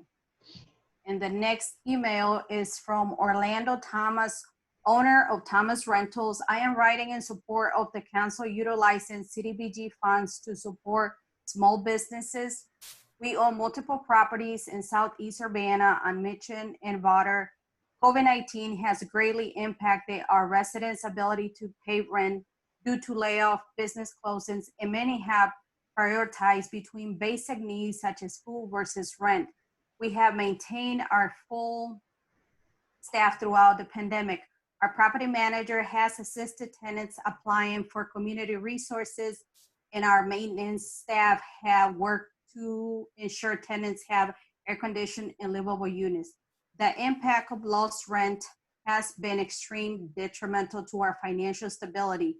We have applied for all the programs designed to support small businesses, but have provided modifications, but are only temporary solution.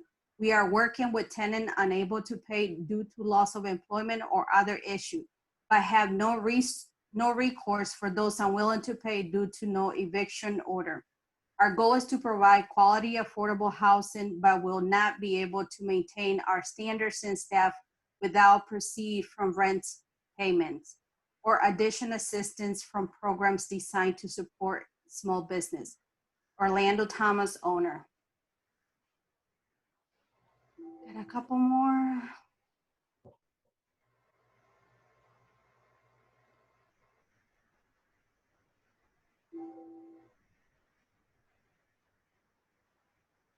Andrea Hernandez, drop all charges on Aaliyah Lewis immediately.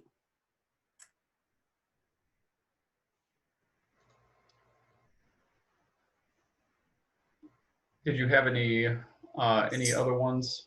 Sophie Gadomski, drop all charges on Aaliyah Lewis immediately. One more.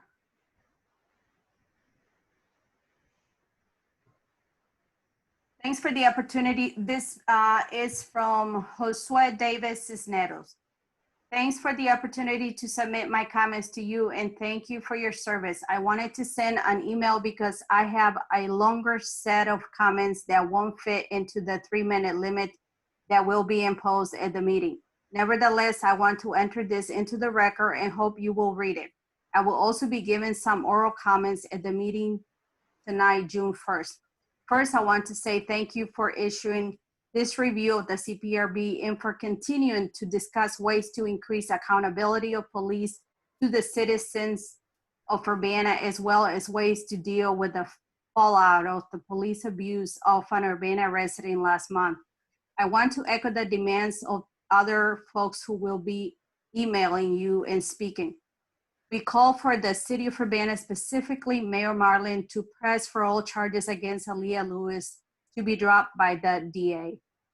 We call for a truly meaningful and independent investigation, not the one-sided hostility done review by the Urbana PD, but an independent and careful review. We call for officers who beat Ms. Lewis to be put on leave pending the investigation. This is really important to restore the community trust in the police department and city leadership. We call for reform of the CPRB to make it a meaningful oversight and comply with its ordinance. It's this last point that I want to discuss in this email. As you can tell by the report issued by city staff, there are lots of problems with the CPRB. Their report focuses only on one set of problems, how the CPRB has been negligent in fulfilling its duty for years. The CPRB has not issued its yearly report for 5 years, as mandated by the city ordinance. The CPRB has not had regular quarterly meetings for years, also as mandated by the ordinance. The board has only received a handful of complaints, a testament of the lack of transparency, accountability, and faith in the system by the public. The Urbana Police Department has stopped forwarding citizen complaints to the CPRB in violations of the city ordinance. There is evidence that members of the city staff are also undermining the operation of the CPRB. All this not only documented in the city's own report, but also in other resources. Implementation of the city policy around citizen police review is obviously essential to the fair enforcement of laws and to the relationship between the police, the city government, and Urbana residents. You all know that, however, I also want to focus on serious shortcomings in the actual ordinance establishing the CPRB 19-20 of the city code. Even if the ordinance were enforced to the letter, it will still not ensure a fair and effective review process. Serious changes are needed to the ordinance, changes that only the city can make. The current civilian police board review ordinance does not conform to the best practices for civilian oversight of police as set out by the National Association of Civilian Oversight of Law Enforcement. These aspects of the ordinance also just don't make sense and contribute to a broken process that needs to be fixed. Here are a few problems. Timeline on filing a complaint. Response to CPRB decisions. Lack of a specific provision of ordinance for proactive review.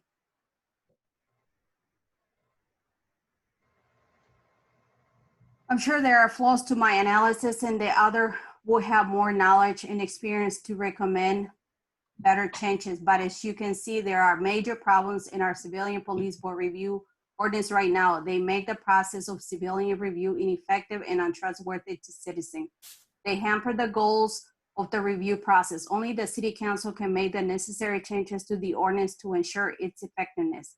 Only the city council can compel city staff, the members of the board, and the mayor to ensure that the review ordinance is properly enforced.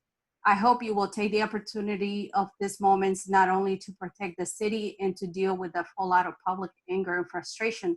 I hope you will go beyond that and seize this moment to make proactive changes in city laws and governance that can ensure greater justice and accountability to the residents of Urbana. I have faith that the 7 of you will summon the moral courage to push for justice for Ms. Lewis and for changes that can ensure that these kinds of injustice don't happen in Urbana. Using your power to make the police more accountable to the citizens in the city is part of the change. Thanks for reading. Got one more. Eric? It's just a procedural thing. There's a, there were comments about how we just sat silently and listened to input.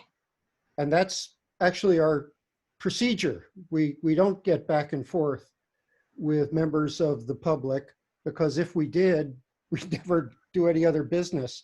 The way to enable a dialogue like that, such as was mentioned, is to do a study session on a particular topic, separate from a regular meeting. And then we can do that kind of dialogue. And certainly we can consider that on this topic or any other, but especially on this. Yeah, I think it's imperative that we do so.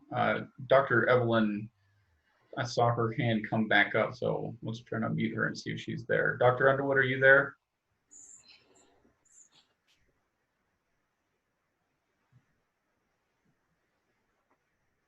Dr. Underwood, are you hearing us? I'm not hearing anything from her. Oh, shoot. Dr. Underwood, if you can hear me, just remember you can always send your comment to citycouncil@urbanaillinois.us. All right. I don't see any others. Mary Alice? I just wanted to make the motion that we continue this meeting to Wednesday at 7 p.m. Okay, is there a second? I'll second that. Okay. Well, I believe that's all we need. Again, before. Can we take a vote on that just to be sure? Okay. All of those in favor of the continuance, or I'm sorry, Bill, do we have some more discussion? I'm sorry. He's muted. Oh, hold on, Bill. You should be unmuted. Okay. Sorry. Thank you. Did I have my hand up? No, Colebrook did. He was waving at the camera. Bill Colebrook, did you have something you wanted to? My only comment is if you were going to do a voice vote, I couldn't unmute myself, so I was just waving to get unmuted. So. Oh, I guess we have everyone locked on the mutes. Yeah, so we're good now. Okay. Except for Dennis. Dennis. Hold on, Dennis. Okay, now I'm back. Okay. Thank you.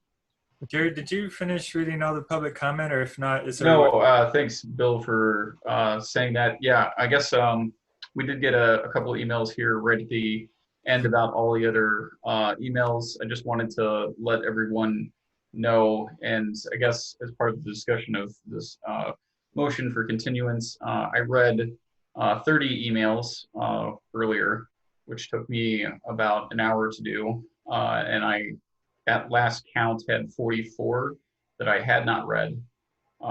And I want everyone to understand that I am happy to read every single one of those tonight if it is possible to have them read. But people should understand that even if they haven't been physically read out loud, every single one of your comments will be entered into the public record that was sent via email, every single one of them. None of them will be discarded. So Many of them are kind of repetitive as far as content goes too. So yes, that's fine, but to read every single one is so we might be able to do it at another time perhaps too. Okay, and I would remind council that our council rules say we allow maximum of 2 hours of public input per meeting, and if you exclude council comments at the beginning, we've had over 2 hours of public input, and we will be starting with presentations when we pick up this meeting on Wednesday. But absolutely all the emails will be entered into the record. Okay, council members, is there consensus? Everybody's unmuted. Sharice, I see you. Okay, I just want to say, because we seem to be having problems with Dr. Underwood's stuff. Madam Mayor and Urbana City Council, Bishop King James Underwood and I, Reverend Dr. Evelyn Underwood, are continually concerned about the Dr. Ellis subdivision sewer problem. Thank you. Okay, thank you. Do we want to do a few more, you guys, or? No, just on the public input, when we say it's going to be part of the public record, is there a way to incorporate it with the minutes as a separate document or something? We haven't been doing that, and especially for the ones that haven't been read, I think it would be important to do that. I mean, when we had the physical meetings, and if we had 100 people that wanted to do input, we would ask groups that were representing the similar ideas to appoint a spokesperson, but apparently that's not really very easy to do electronically, or we haven't figured it out yet. So we're having some rough issues with trying to get all the public input. And one of the reasons I think when we needed to allow the email input was some people didn't have the technical capability, they didn't have a microphone or consistent enough internet connection to participate via Zoom. So that was to allow those people to participate. But now that seems to be the more preferred method of submitting public input. So we get dozens of emails that need to be read. So I think we need to figure this out. If we're going to allow email input, we might just need to make it part of the written record and ask people to actually get on the Zoom meeting if they want to provide input during the meeting. But I feel like we could potentially be leaving some people out that only can use email. So I don't know. I don't have the solution. I'm just wondering I'm just thinking out loud. How do we handle this? There's also Okay, the way we handle this public input, we normally summarize what everyone is saying, and the rest of the emails that we have received are related to Ms. Aaliyah Lewis, so we can incorporate all those names and the topic, and then they will be put into the records. And the other ones that I read, they had to do with the CPRB, are already read, so we are done as far as that goes. Bill, just to give in response to that, I mean, we saw the problem tonight where we maxed out 100 participants pretty quick. And, you know, if people were going to choose to participate that way, we could run into that issue again pretty quickly, especially with the volume of attention we're receiving right now. So I think people also dropped off pretty quick when you mentioned that. I think some people that could do the live streaming could do that until, you know, if there's a big line for public input, they could come on, you know, later on. And after some people have had their chance to do their public input, they could go back to live streaming. But maybe it's, you know, maybe it's just for a few weeks, but maybe it's going to be a constant thing. I guess we'll just have to wait and see. Other thoughts, council members? I'm told there's an option of a waiting room, which we could look into as well. Okay, yeah. And I did want to mention to everyone who sent advice about the Zoom bombing that we'll definitely forward all of that information on to our tech folks and try to educate ourselves to be better prepared for the next time around. Well, we have a motion and a second. Again, to remind everyone, everyone's comments will be entered into the public record. I'd be, again, willing to read a few more if folks are willing to stick around for it. But I won't supersede everyone if folks feel like we've done enough. Jared, I would like to say that if we do incorporate the emails as is, that we redact the email addresses if it's going to be published. It's a little unclear to me how it's going to be part of the public record, I guess, is what I'm saying. I see. Well, it sounded like Wendy was saying that yes, it gets summarized, but I think in this case, we should definitely include all of the language in the emails we've received, and redacting email addresses would probably be appropriate as well if it's going to be in the public record so everyone's information is not out there. There's two parts of that. So one is we're going to summarize the information into the minutes, but we also are going to redact the email addresses, and we're going to incorporate all the emails in a PDF document and add it on to the website for tonight's meeting. All right, thank you, Wendy. That's good. You're welcome. Okay, thank you. Thanks, Wendy. I feel like it's important that we definitely have all of the words that people have offered to us tonight in their full entirety in the public record in some form or fashion. I again am asking thoughts on doing some more or calling it quits. Since they're going to be part of the public record, and since Wendy also said that all of the key concepts have been already represented, I think that we can just include those in the public record for now. I agree. Okay. Yeah, I would say so. It's 10:16. We would have to extend our meeting, you know, pretty soon if we continue to have inputs. Okay. And I do want to just publicly voice that I do think that because of the CPRB discussion and its pertinence next week to what we've discussed here today and what we will be talking about for weeks and months to come, that we, if there is additional input on that topic for folks who weren't expecting to not be able to talk about it tonight, that we allow them to do so at the next meeting. Jared, I would remind people that those who have spoken tonight in public input, that is their public input for this meeting. So I know Scott Dossett hasn't spoken, but everyone who has provided an email or which was read into the record or did speak tonight, that's, you know, they get one speaking opportunity at each meeting. Okay, and again, just to remind folks, I think we're going to get pretty strong support on the council to have a special meeting called to address this item in its sole, we'll give it a sole attention at a meeting and have the opportunity to have real dialogue with folks. So we're not going to just go to the business as usual at the next one. So even if you're not able to speak at the next meeting, know that we're not letting this go, and we'll find as soon as possible a time to allow the public to come get together and continue this conversation and figure out what we're going to do.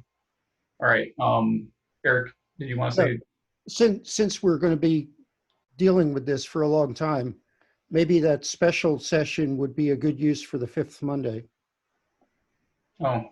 Since we're meeting on June 1st, there will be a June 29th, which will be the 5th Monday. Now that might be a little long away from how quickly we need to give attention to it, but Well, actually, I want to remind the council that for the next few weeks, we're going to be focused on the budget. It has to be passed in June. We also are looking at next week the capital improvement plan. There's a lot of, June is our heaviest month in terms of, and it's the end of our fiscal year. So the 5th Monday actually may not be that far away, considering the amount of business that we have to get done between now and then.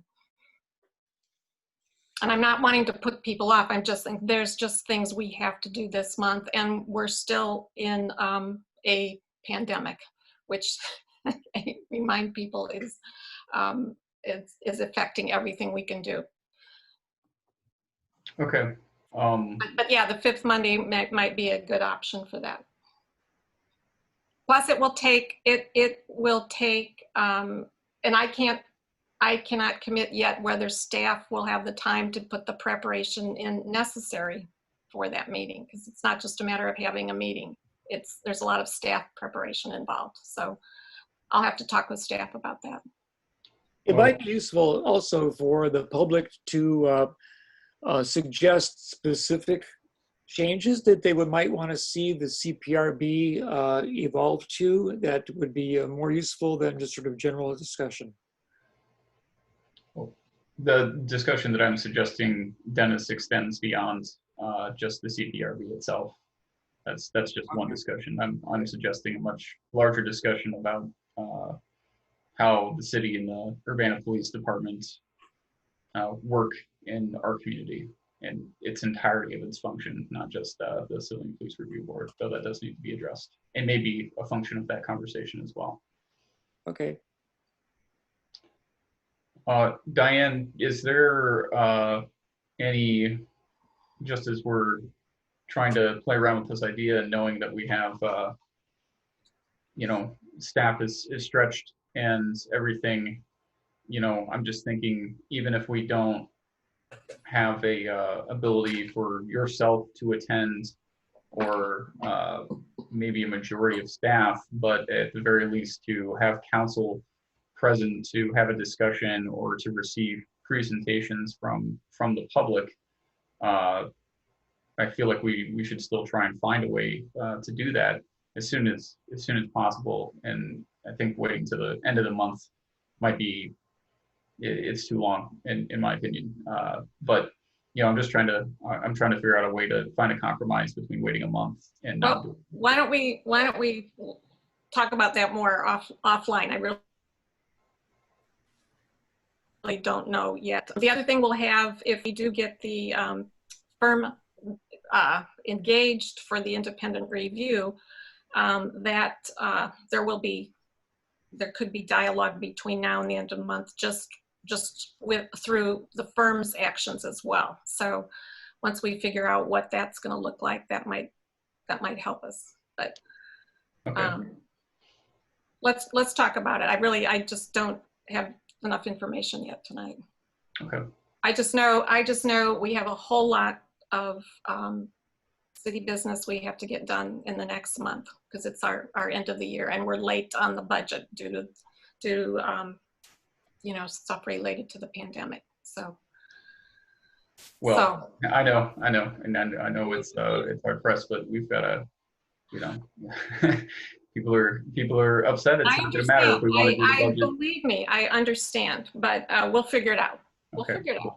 I want just public to know we're going to figure out a way to really engage in this. I mean, let's make it happen.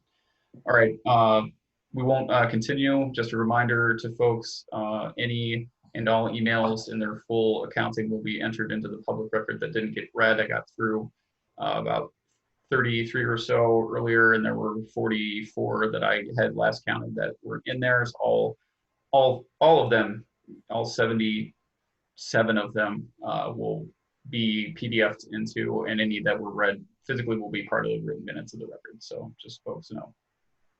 All right, we have a motion and seconds for continuance, and we're going to take a vote on that. All those in favor say aye. Aye. Aye. Point of order, I think we need to take roll call votes now because of the new direction from the state. I had, Diane, you correct me if I'm wrong, but I had information from the city attorney that they had not actually passed that yet into law, that he hadn't signed it into law. So we weren't doing full roll call votes on every vote yet. That's correct. Diane, is that your understanding? Oh, there's Jim. My connection is breaking up. Can you repeat that, what you just said?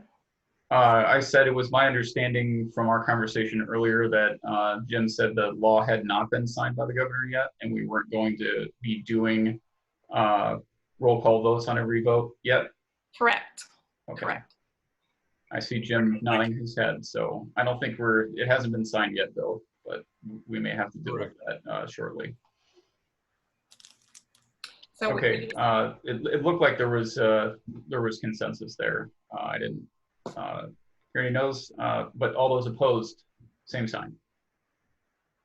All right, hearing none, we'll go forward with that continuance. This meeting will resume on this Wednesday, June 3rd at 7 p.m. Thank you everyone for listening and being here. Thank you. Thank you. Thank you. Good night.